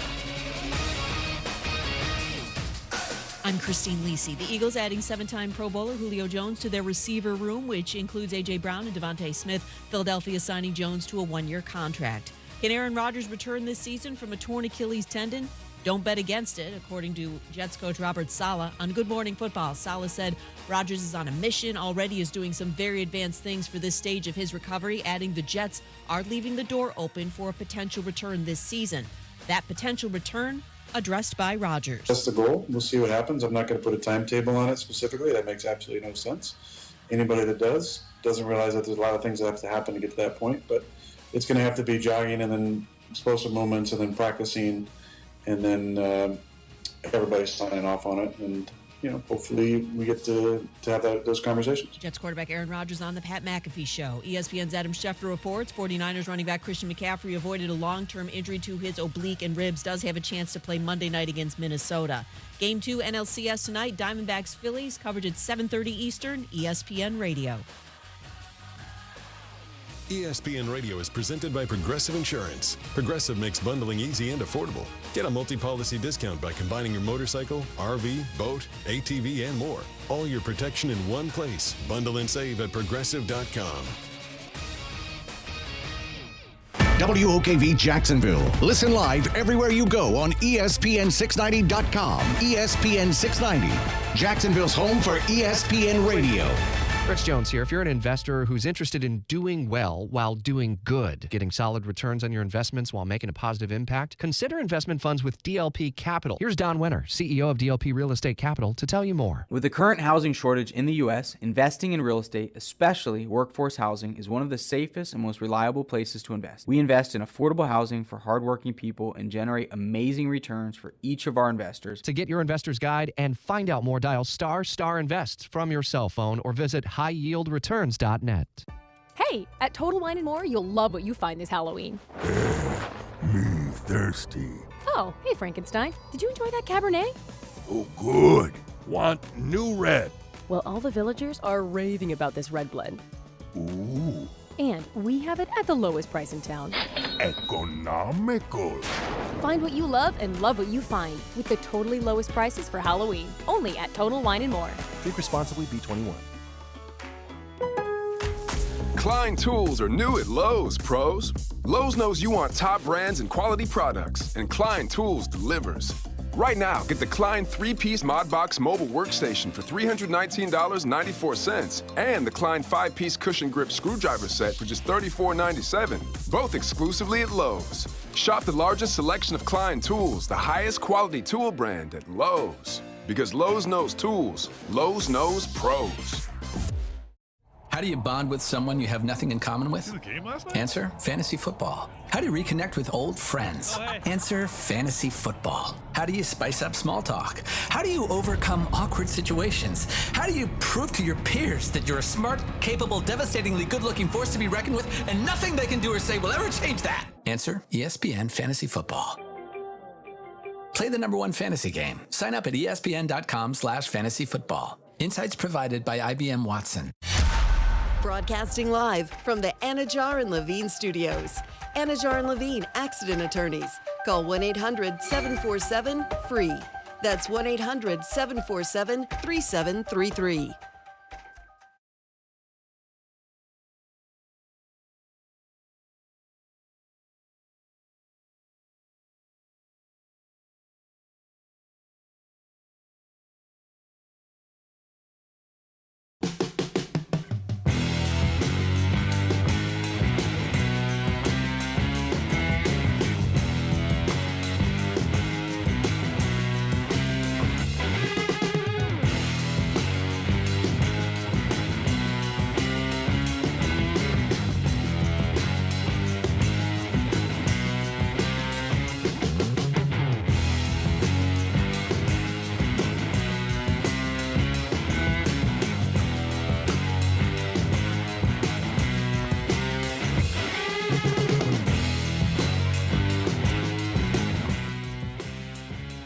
How y'all doing?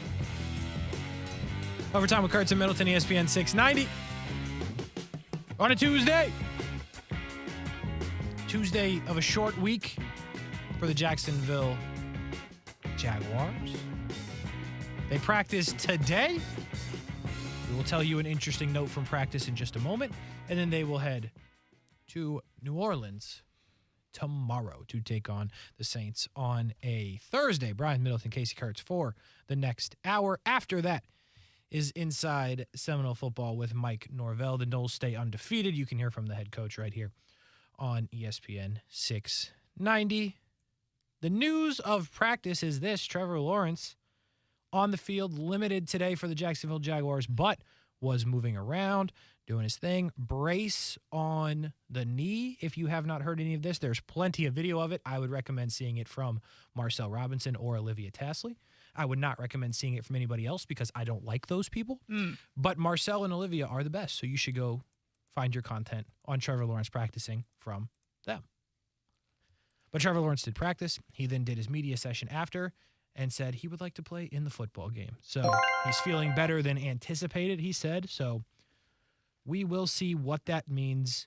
Doug Peterson will not speak again until post-game after whatever happens against the Saints. So we will all find out at about the same time when reports start to leak out, if they do, or when the Jags put out their inactives, but it feels like we will know before then. So that is the update. Trevor Lawrence limited in practice today. No practice from Brandon Sheriff. No practice from Zay Jones. No practice from Walker Little. No practice from Tyson Campbell, but do not expect Tyson Campbell to play in the football game. And really, this isn't a report. This is just me telling you that if they have not practiced yet in the week, there will be no more practice, by the way. Probably doesn't look good. I'm not saying they're out, but it probably does not look good. Trevor limited, which is the good news. So we'll see. The Saints are banged up as well. Short week, middle of the season, that's what you're going to get. That's what we've got right now for the Jacksonville Jaguars and New Orleans Saints. So we will see what happens with Trevor Lawrence. Nothing decided as of now. It is Tuesday. We usually have a routine on Tuesdays here at Overtime with Kuhrts and Middleton. What's that routine, Kasey Kuhrts? Nice to talk to you, Brian. Good to hear you in my headphones and not just out of my headphones at that one. But the routine on Tuesdays is we usually start this program talking about the NFL and who the best teams in it with the power rankings. I'm intrigued for this, Brian. You should be, huh? Here's why. Yeah, go ahead. Last week, and for multiple weeks, I have been told by you about the number one team in the league. Yeah. They reside out there in San Francisco, according to you. They do. Your church buddy, Brock Purdy. He is. And then I saw them get dog-walked by a backup quarterback in Cleveland, Ohio. Are you starting? Because I feel like this disrespect just starts the thing. Okay, I'm go not ahead, starting. though. I'm not starting. No, this isn't the start. This I'm is the setting you up to start because there's no way. This is the forward. There of is the book. no way after what I saw from the San Francisco 49ers. Oh, wow. That they could be the number one team in the league, according to you. Could it be me? My number one team won again. But Brian, please, by all means, let the people know who you think the number one team in the National Football League is. Two things, and then I'll let you know that. First of all, I bet you your number one team that you've been letting people know about has already lost. I know they're not undefeated. They're not. No, that's rhetorical. That one was rhetorical right there. You know what I mean? Secondly, okay, not only have I let you know about the number one team in the league, I've let you know about the number two team in the league who has jumped to number one, or 1A as I have it, for this 1 week. 1B. The Detroit Lions are the number one team in the league, Kasey Kuhrts. 3 weeks ago, I had them fifth. You laughed. You were like, I don't even have it on my top 10. Last week, Kasey Kuhrts. You wild. Actually, the week next, I think I had him number 3. That's right. I had him third. You did. You laughed some more, but at least you had him at 10th or something like that, or honorable mention. Last week, I had him number 2, and you finally got with the vision. You finally are starting to get with the vision. You had him in your top 5. Detroit, is what the power rankings are all about. They take into account week to week. They take into account entire resume up to that point. Kasey, they're 4th in the league in scoring. They're top 10 in second half scoring. They're 3rd in total yards gained per game. In the last 3 games, Kasey Kuhrts, they've been beating the brakes off of people to the white meat, beating them on average 15.3 points per game. Don't forget the 0.3, okay? Okay. Resume, broken record time. You hear this every week, and until they do something wrong, I'm going to keep adding to it. They beat the defending champs in their home, who are also division leaders right now, the Kansas City Chiefs. They beat the division leader at the time, the Atlanta Falcons. They were. It's true. Go back and look it up. They beat, at the time, tied for the division lead with them, the Green Bay Packers, and Kasey Kuhrts was in love with Jordan Love, pun intended. They routed a terrible Carolina team, which is what you should do if you're going for number 1 in the power rankings. And Kasey Kuhrts, just this past week, on the road, in their house, they beat another division leader, and it wasn't even close. Nobody has a better resume and momentum than the Detroit Lions are right now. Oh, by the way, on the defense, they are top 10 in points allowed, yards allowed. Aiden Hutchinson, 4.5 sacks. Kasey Kuhrts, this team, to this point, going into week 7, is the best team in the league. Does that change? Probably, because the ultimate best team right now, until otherwise stated, will be the San Francisco 49ers. But going into this week of the power rankings, that resume, not touched. Not your team that's lost the game and that I'm sure we're about to hear about. Not any other team right now has done more than the Detroit Lions if we're looking at resume week to week and record. Detroit Lions, number 1 in my power rankings. Who you got, Kasey Kuhrts? It's not even close. The Detroit Lions are maybe top 5. Maybe top 5. Number 1? Number 1? You're out of your mind. How about the team that scored 37 on average? They're averaging 37. They're going to let you down. I'm sorry. I'm interrupting. They're going to let you down, but go ahead. They've got both of the league MVPs on their team. They got the real one and the one that's going to win. The real one is Tyreek Hill. The one that's going to win is Tua. And they're the Miami Dolphins. Tua's going to, Tyreek Hill's going to end up with like 2,000-something yards receiving. He got 800 already. He backflipping. This is how locked in and not really caring the Dolphins are. They be scoring touchdowns. Tyreek is grabbing people's phones and backflipping on the sidelines after scoring touchdowns with your phone.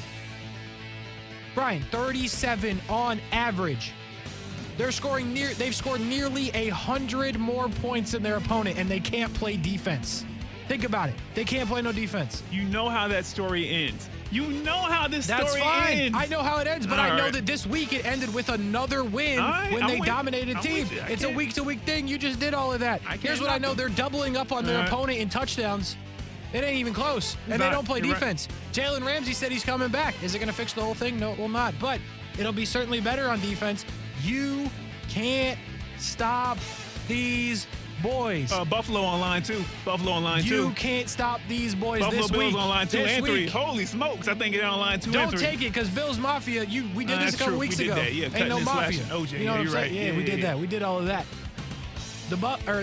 Now you got me confused. The Miami Dolphins are for real. Their quarterback is good if he stays healthy. They have to play defense. Don't matter who's at running back. You may have never heard of him. Doesn't matter. He probably going for 100 and a couple of tutties because they just be scoring on everybody. They were down 14-0. No big deal. We'll answer back with 42. Yeah, we don't even need to score in the first quarter. We'll give you the first quarter, and then we'll score 42 in the last 3 and hold you to 7. You can get one when it's garbage time. Holy smokes, man, they're good.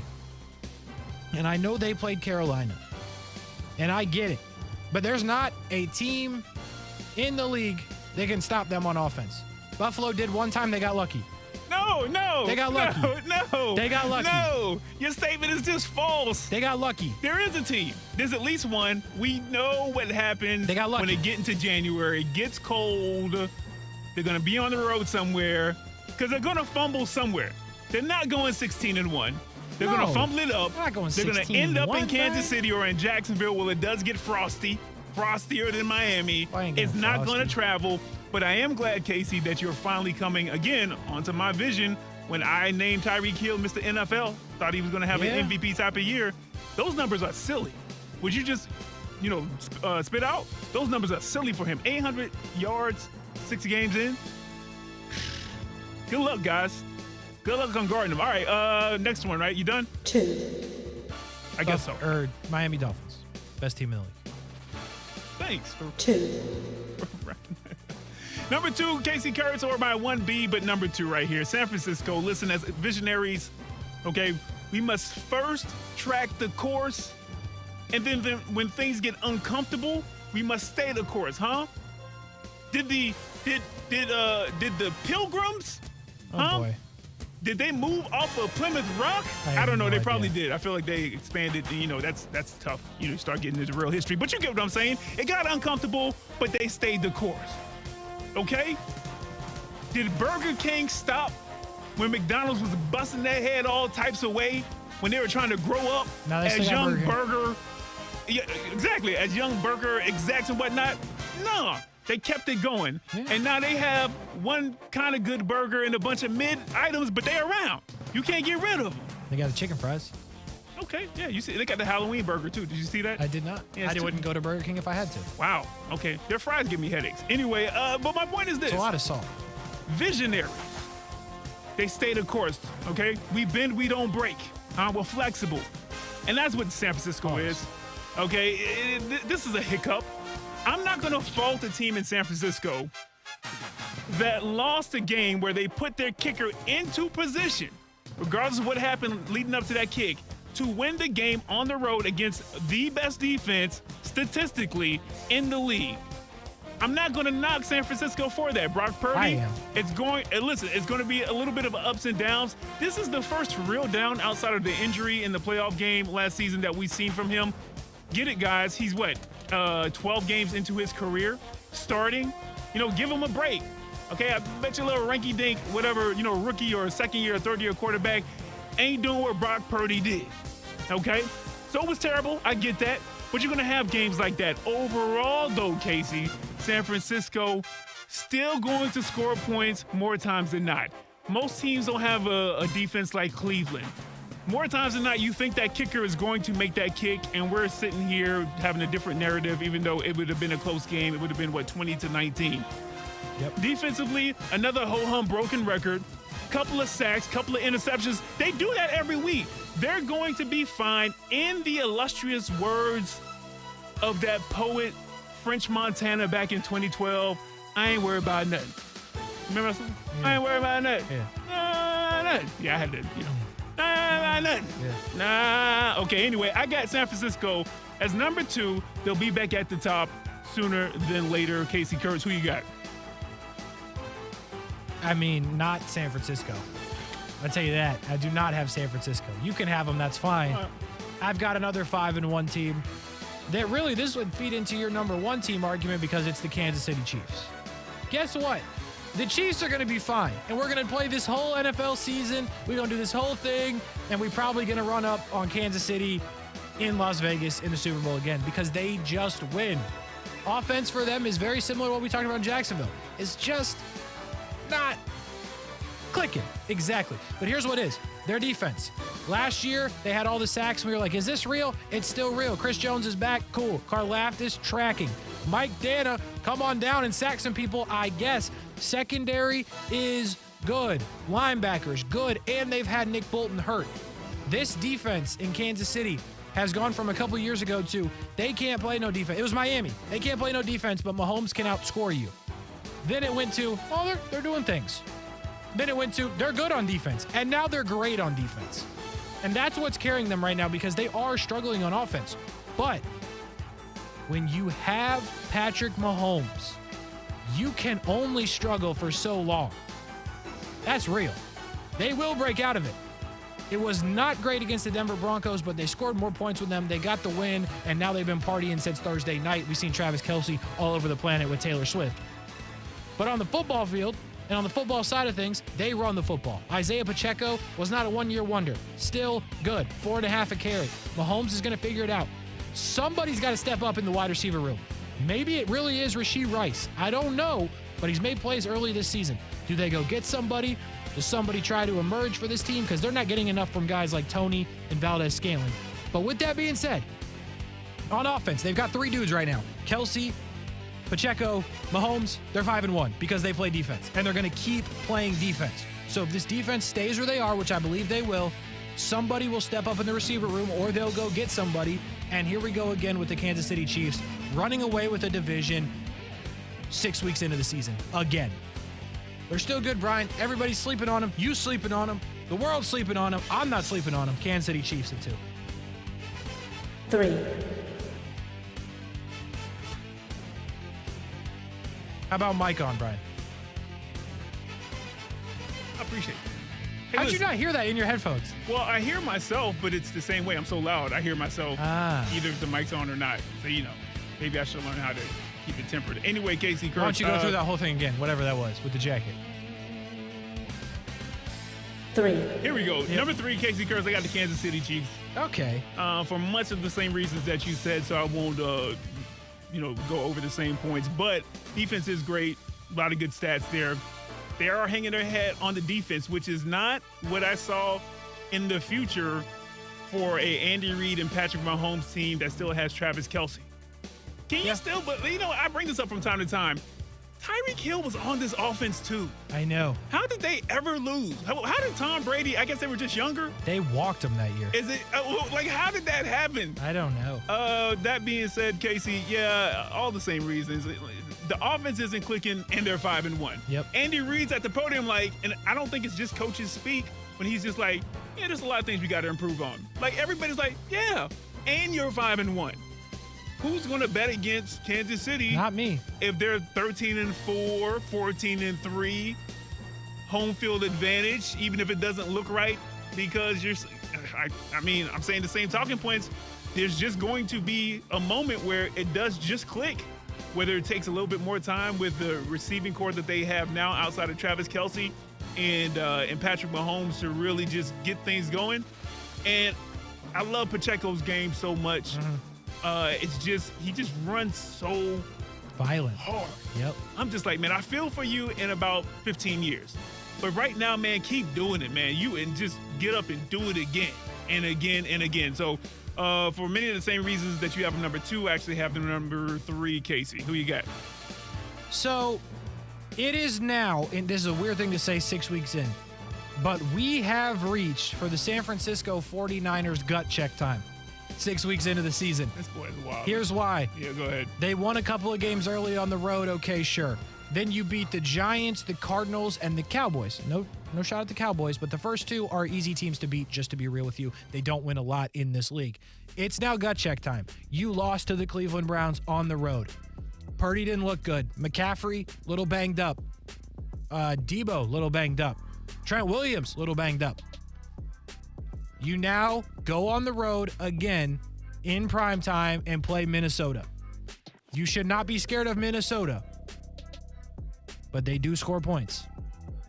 So you got to bring that offense that's a bit injured right now. And Purdy, who played the worst game of his career. And you got to perform against Minnesota because they are going to score points on you. Next couple for the San Francisco 49ers. Vikings on the road, Cincinnati at home, at Jacksonville. That is not an easy stretch for the 49ers. So it's time. We're going to find out. We're going to find out if Brock Purdy's really that guy. I think he is, but now he's got to do it.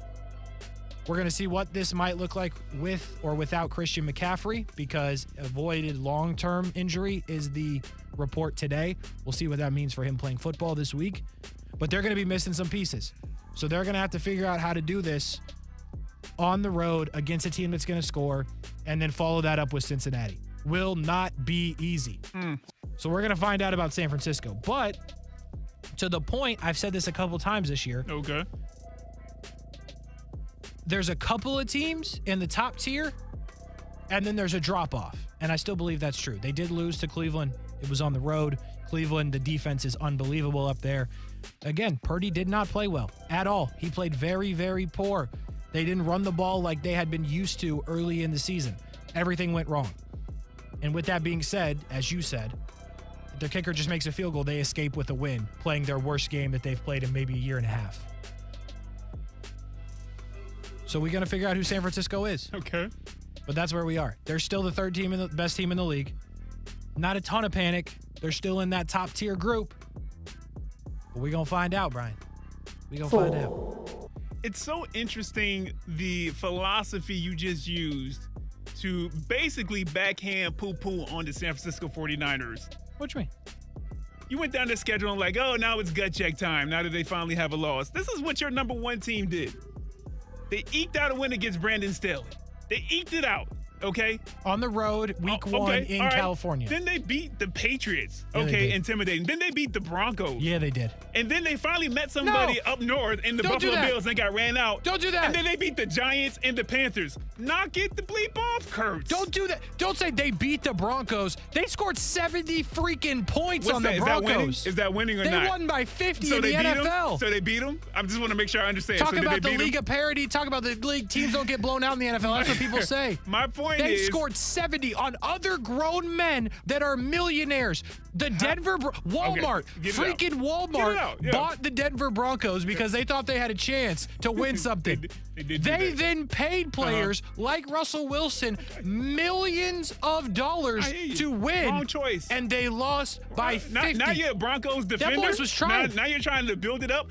They went and got Sean Payton out of retirement. They pulled him off of Fox TV. I'm gonna let you they get said, it out. go, coach. Because at the end, your philosophy, your double standard. Go ahead, finish it. So they didn't just beat the Denver Broncos. Yes, they did. They ruined a franchise. They literally embarrassed beat them. a state. Okay, well, the point We're supposed to be the United States. Point is, Miami was trying to unite Colorado. I think that's when like they put up treason or something. I don't think you can just do that. On their NFL team. Okay, hey, I'm glad you got that out. I try not to talk over it too much. My point is, you went down San Francisco's schedule and you made light of them beating up on other grown men. And I get it. Okay, the 70-pointer is still against Denver, which is not an imposing team. I named one team out of those 5 that should barely shake anybody. That's the Buffalo Bills, and Miami got their teeth kicked in. So I don't understand your philosophy. You just hate San Francisco, and I don't think you like Brock Purdy. You did for a second, but I don't think that you like Brock Purdy either. But number 4, Kasey Kuhrts. Let's do it. On my team, the Miami Dolphins. A lot of glitz, a lot of glamour, a lot of red carpet, a lot of Hollywood premieres. I'm telling you, I'm worried if that defense doesn't shape up a bit more. Like, they're fine, right? But there's going to be a team that's going to be able to roll with them like a Buffalo in the playoffs. What does that look like if something happens to them, even if they're not injured and it's not quite clicking and things get a bit more tight? But I can't deny all of the stats, all of the yards per game, first downs per game, points per game, second half points per game, first half points per game. Anything you want to look at metric-wise offensively, Miami, they are savants this season. And that's kudos to that team and the coach and Tyreek and all of them. So kudos to them on that. I think 4 is nice where they're at, and that's why I have the Miami Dolphins there. Who you got at number 4, Kuhrts? You wild. I just pointed out that their schedule wasn't the toughest either, and you just 4. You wild. Who confidence looks real good on? Jared Goff. Oh man. I told you. Where you going? I got him number 4. Oh, this dude got the Trent number 4, man. Number 4. Go ahead, man. Brian, this is big talk from you after we had a 45-minute segment screaming about Kyler Murray or Jared Goff. That's put to bed. You're never going to let it go, huh? Because Jared Goff is him. I told you all offseason, not just you. I told Aaron, I told Brent, everyone that listens to this radio station, that Jared Goff is top tier. Y'all laughed me out of the building. Yeah, you did not say top tier. Don't do that. In the NFC. Oh, well, okay. Yeah, in maybe the you NFC. did say that. Yeah, top tier. Who's laughing now? Kasey. Because Jared Goff is playing with scoreboard, 100% scoreboard. I won't let this one go ever. Unless Kyler ends up being good, then I'll be like, I never said that. 70% completion, 11-3, talking about 1,600 yards, 5-1, the Detroit Lions. And here's the thing. When you look at what he's throwing to, take out Amon-Ra, who's their top receiver. Don't get me wrong, he's great. He's missed a game. But Josh Reynolds, Khalif Raymond, Brock Wright, Sam Laporta's been good. This sound like some bad Jags teams, these wide receivers. You're like, who are these people? Who's the leading receiver? I said Amon-Ra. Okay. I just want to make sure. I just want to double back on that. But here's what I'm saying. This is why it's impressive. It's not, frankly, look at the other teams that are in this power rankings for me. And you look at their weapons. Start at the top. Tyreek and Waddle. Chiefs, they're lacking a little bit, but they still got Kasey. 49ers, it's Ayuk, it's Debo, it's Kittle. Goff's not working with that. And they're still winning, and they're still putting up points, and it's impressive. Jahmyr Gibbs, I don't know why they won't give him the football, to be real with you. David Montgomery's over there taking all the carries. He's been good, but like Jahmyr Gibbs, you picked him like middle of the first round. You might want to hand him the football every now and again, or at least throw it to him. Do something. I don't know. Maybe get him more involved, but Jared Goff is making that offense click, and they play defense now. This was a defense, you said it earlier, with the stats you had. This defense was atrocious.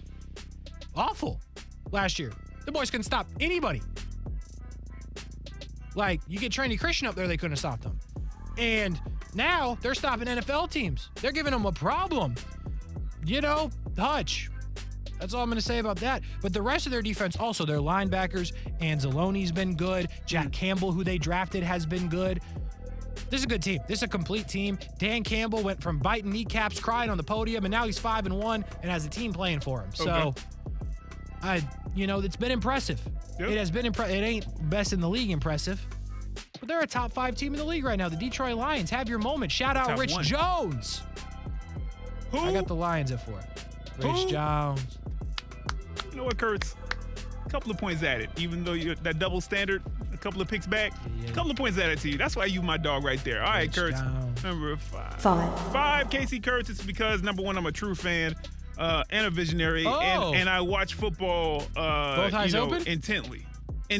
Wait a minute, do we have the same 5 here? We better. Okay, we're going to be looking at you different when we walk into Everbank together. Okay. I got your Jacksonville Jaguars as the number 5 team in the power rankings. Nobody can argue with me on this one. 37 points, and the offense was not clicking. That should frighten everybody. That's Miami energy. Our offense isn't clicking. We'll throw up 35 points. Like, what? Yep. What's happening?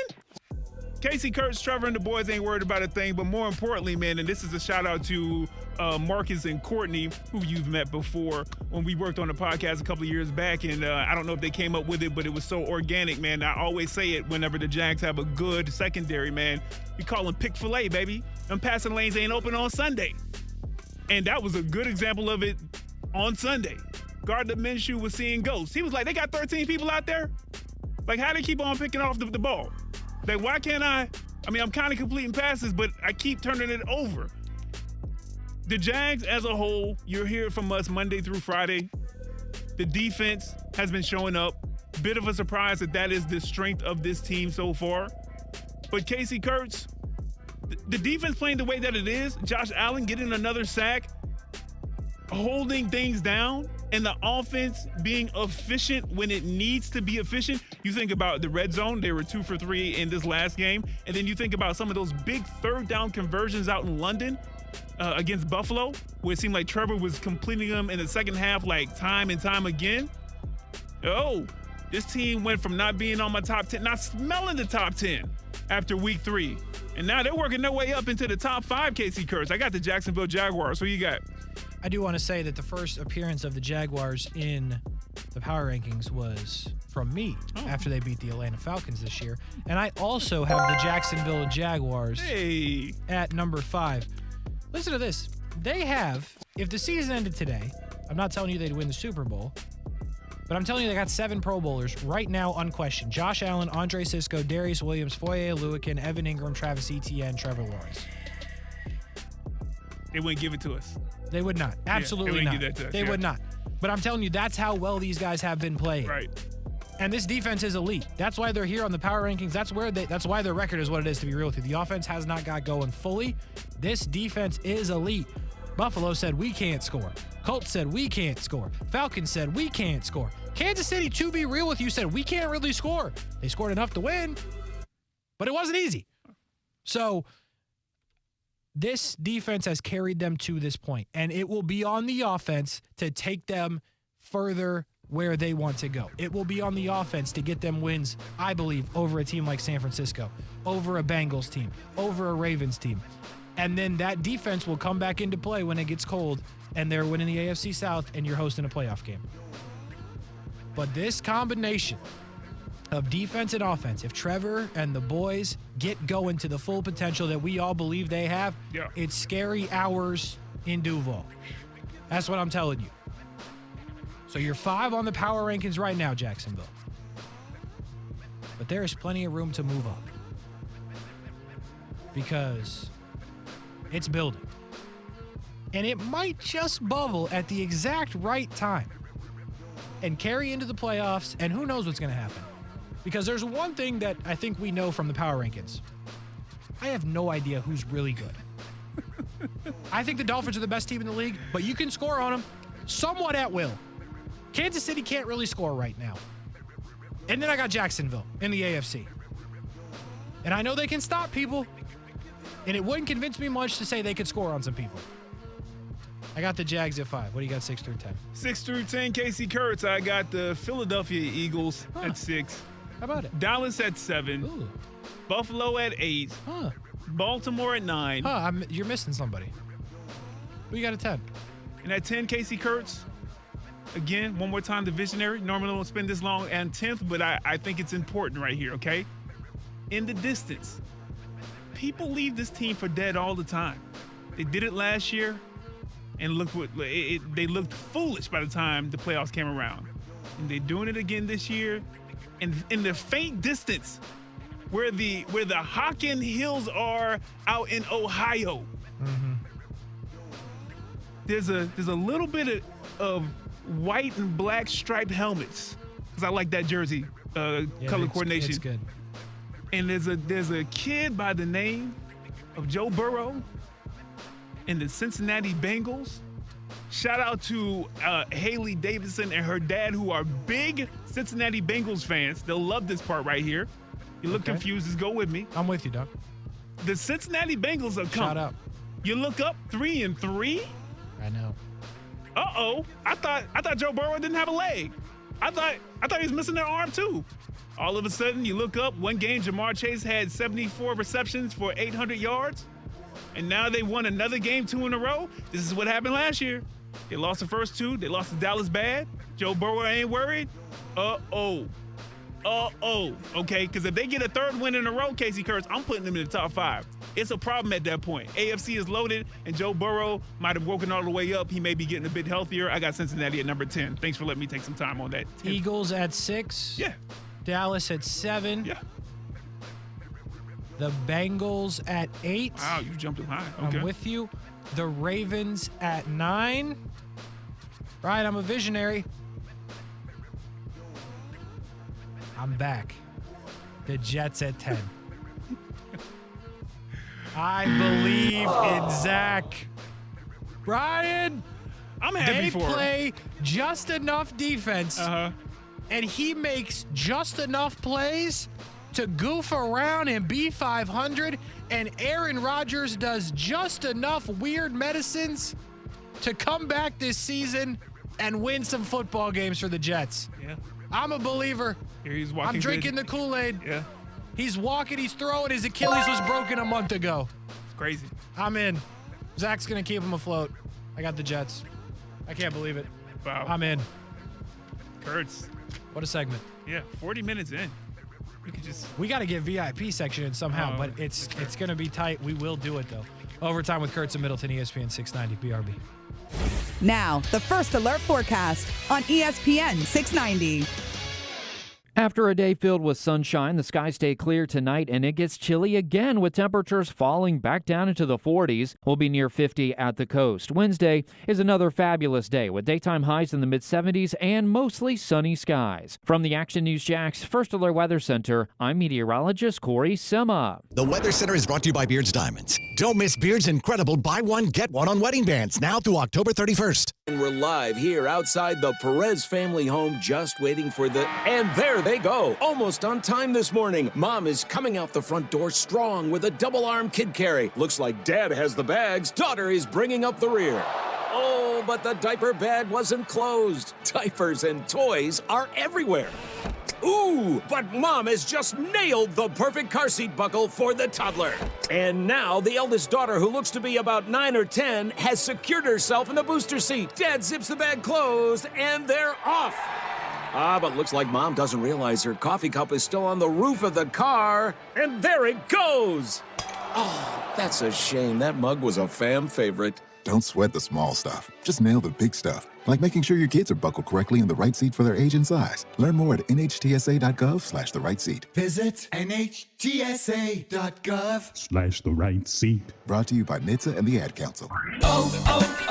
O'Reilly. Get ultimate durability and extreme weather performance with Rain-X Advantage wiper blades at O'Reilly Auto Parts. Purchase a pair of Rain-X Advantage wiper blades and save $10, plus get 2 times O-Rewards points. Our professional parts people will even install your new wiper blades for free. Stop by O'Reilly Auto Parts today or visit O'ReillyAuto.com. O'Reilly Auto Parts. It's time for the fall haul at Northern Tool and Equipment. Get your hands on tough tools at prices that are tough to ignore. Got plans? Cancel them. Trucks in the shop? Borrow someone else's. Don't like saving money? Right. So head to the fall haul at Northern Tool. Back up the truck for the season's biggest event and save on generators, power tools, trailers, and more. Shop in-store or at northerntool.com. We're made for this. Whether you're driving city streets or country roads, need a vehicle with room for the whole crew or just for 2. If it's for business or pleasure, every great journey begins with a great ride. So come get yours today with Rent a Toyota from Arlington Toyota. Rent a Toyota at Arlington is the best way to try it before you buy it. You can even rent 2024 models. So what are you waiting for? Get the ride you really want and competitive rental rates you need with Rent a Toyota from Arlington Toyota. Reserve your rental online at arlingtontoyota.com today. Why can't I just speak to an actual human being? I need a new bank. Well, actually, at One-to-One Financial, communication is not only number one, it's one-to-one. When you call, you get to talk to a real live Jacksonville human, fast, and with someone who's truly concerned about your needs, your security, and finding solutions as a team. Thank you. Ready to break up with your bank? Find a real long-term banking relationship at One-to-One Financial, Jacksonville's hometown credit union. Visit one-to-onefcu.org for more information on opening an account today. Federally insured by NCUA. Men, if you're struggling with erectile dysfunction or PE, the medical providers at Prime Men's Medical Center offer breakthrough treatments that eliminate problems in the bedroom without pain or surgery. Listen to a specialist in men's health. I'm Dr. Simovitz. Prime Men's Medical Center offers the most advanced treatments to eliminate ED and PE. 98% of men experience instant results on their first office visit. They're even lasting 90 minutes or longer, regardless of age or medical history. Don't just take our word for it. Call Prime Men's Medical Center now for our limited time offer. Your initial consultation and first treatment are completely free. You'll see instant results right in the office. You'll even get a gift that enhances your performance in the bedroom. All this, worth hundreds of dollars, is free if you call now. 904-206-7930. 904-206-7930. That's 904-206-7930. You know how it goes at Willie Jewell's Old School Barbecue. Smoked for hours, served in minutes. And now you can bring Willie Jewell's to your party in October. It's a football feast. 6 pounds of pork, 5 whole chickens, baked beans, coleslaw, banana pudding, toast, tea, and even all the paper goods. $295 for your 25-person football feast. Make it easy on you. You just watch the football, have fun. Willie Jewell's Old School Barbecue takes care of the food. Let Willie Jewell's feed you this football season. WillieJewells.com. Old School Barbecue. Smoked for hours, served in minutes. Hey folks, Dave Benyon here with Zero Res. I'm here today with my son Ammon. Ammon is the air duct manager for Zero Res. So Ammon, many people may be wondering, why should I get my air ducts cleaned? Well, there's 2 good reasons. First is indoor air quality. As we live in our homes, we generate a great deal of air pollutants such as dander, dust, and chemicals. These contaminants are pulled into the HVAC system and are recirculated 5 to 7 times per day. The second reason is that a clean system is much more energy efficient than a dirty one. According to the U.S. Department of Energy, 25 to 40% of the energy used for cooling a home can be wasted. Contaminants in the HVAC system cause it to work harder and shorten its lifespan. So, what kind of deals are you running? This month, mention WOKV, I'll disinfect your air ducts for free. That's normally $100. Wow. So I can get it disinfected for free? That's right. Remember, folks, Zero Res, spelled forward or backwards, it's the right way to clean. Zero Res. Brian Middleton here, and thanks to Awaken 180, I've reclaimed the gym. Now, don't get it twisted. Exercise isn't a part of losing weight with Awaken 180, but for me, it feels good to be him in the gym again, if you're tracking with me. Plus, it's 10 times easier now after dropping 36 pounds with Awaken 180. 36 pounds in just 7 weeks. Now, I still have more to go, but every week seeing that scale drop by 4 to 5 pounds, that's pure motivation. We've all heard the buzz about these new weight loss meds, right? But here's the deal. People are gaining it right back after stopping them. Why? They never learned the how of maintaining that weight. With Awaken 180, you have the same, if not faster, weight loss, but you keep it off thanks to free support for life. No back and forths, and your weight loss story has one triumphant chapter. Reserve your at-home consultation today at awaken180weightloss.com or call 844-346-1800. That's 844-346-1800. Prescriptions require an online consultation with a healthcare provider who will determine if appropriate. Restrictions apply. See website for details and important safety information. Subscription required. Price varies based on product and subscription plan. Hey guys, did you know there's a generic form of Viagra that works just the same, but is 95% cheaper? And you can get it online? Go to hims.com/joy. Through Hims, you'll get a free medical consultation, discreet shipping if prescribed, and the process is 100% online. To start your free online visit, go to hims.com/joy. That's HIMS.com/JOY. Action Sports Jacks. Watch, listen, subscribe. You can watch us on CBS 47 and Fox 30. You can listen right here on ESPN 690. And you can subscribe to our YouTube and podcast, Action Sports Jacks on ESPN 690. Action Sports Jacks. Watch, listen, subscribe.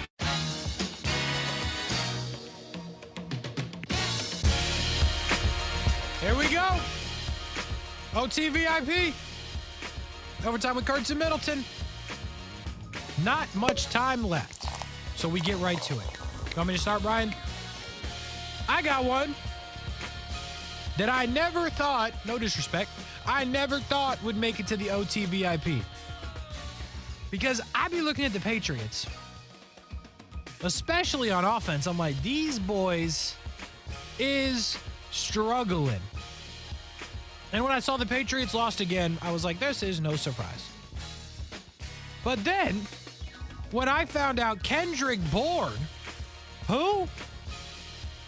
Kendrick Bourne, 10 catches? 10? Only 89 yards, to be real with you. That's kind of weird. 11 targets, 10 catches. Ryan, I thought it would take months for a Patriot player to get 10 catches. He got it in one game. No touchdowns. I'm going to be real with you.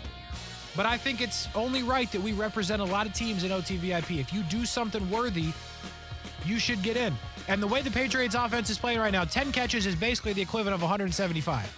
Because this team stinks. Math is math. Tell right you there. what. Yeah. So Kendrick Bourne, coming off your 2 catches the week prior, and your 2 catches the week prior to that, you catch 10 footballs against the Raiders and get just under 90 yards, we're going to let you into the OTVIP. Now, I ain't saying grab the okay. Tesla keys. You know what I'm saying? Get some bubbly, some spicy chicken. But, you know. No Tesla key, though. No Tesla key. No levels to it. Just shout be out my happy boy, you're in though. here. Yeah, we're man, shout out happy to you're him. here. Shout out to him. Because your teammates ain't coming. Not never. Not never. Kasey Kuhrts making it real quick. The former mayor of Jacksonville. Yeah. The 37-year-old Calais Campbell. Shout out Calais. Shout out to you, my boy, celebrating your 100th sack.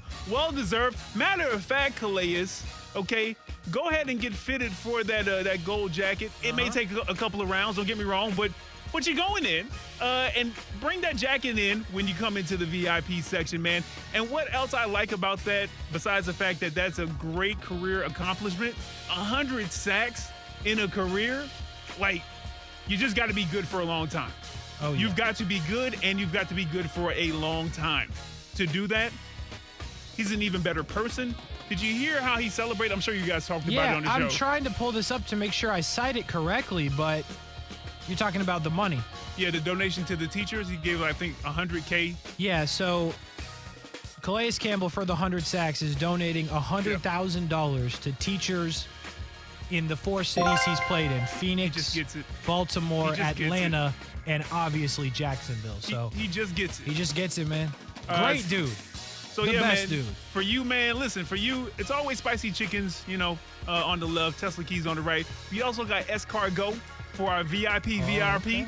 Okay, in the back. Ladies are still in here. I think you're happily married. But also, Kasey Kuhrts, listen, we got champagne we do. on deck for the future Hall of Famer Calais Campbell. Who else you got coming into the VIP section? So, again, just to double down, shout out Calais Campbell, man. Yes. Good dude, the best dude, the mayor. Congratulations to him. 100 sacks in the NFL. It's hard. That does not happen every day. Shout out to the homie Calais Campbell. This one's going to be kind of tough, Brian. I was trying to find one guy to get in here from this team. And I'm not going to lie to you, I got to let like 13 dudes in. And it's the Minnesota Vikings defense. Listen, they haven't stopped anybody all year. Nobody. There was nobody to stop to be found.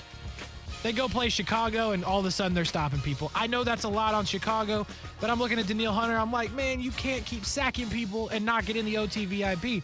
But then I'm looking at that secondary going, all right, couple of interceptions. These boys need to get in. I'm looking at the rest of this team going, I don't know who half of y'all are, but there's a sack here, there's a sack here, a couple tackle for losses here. Yeah. So every defensive starter for the Minnesota Vikings, here's the deal. We're giving 2 Tesla keys. It's the bigger Tesla. Wow. We can fit 5 of you per car. Somebody got to walk. Wow. Don't know who. Somebody got to walk. You can have as many spiced chickens as you want. But Danielle Hunter, Harrison Phillips, Byron Murphy, and the boys. You finally stopped somebody. Congratulations. Welcome to the OT VIP Minnesota Vikings defense. You get to be in the VIP section. You finally stopped somebody. It might have been the Bears. Anybody. But you finally stopped somebody. Oh, boy. Let's see how much time we got. We got enough for a couple more. Listen, we're staying right here in Duval. Another special occasion. First it was Calais Campbell. I have my first entry or entrant for the permanent seating for the rest of the regular season. I know Puka Nacua, though he's faltered a little bit, he has done enough to get his permanent seating. Oh, yeah. Will the Jags, Darius Williams, please come on down? Oh, yeah. Listen here, man. 3 straight games, 3 interceptions. And at this point, I'm thinking that you in the huddle.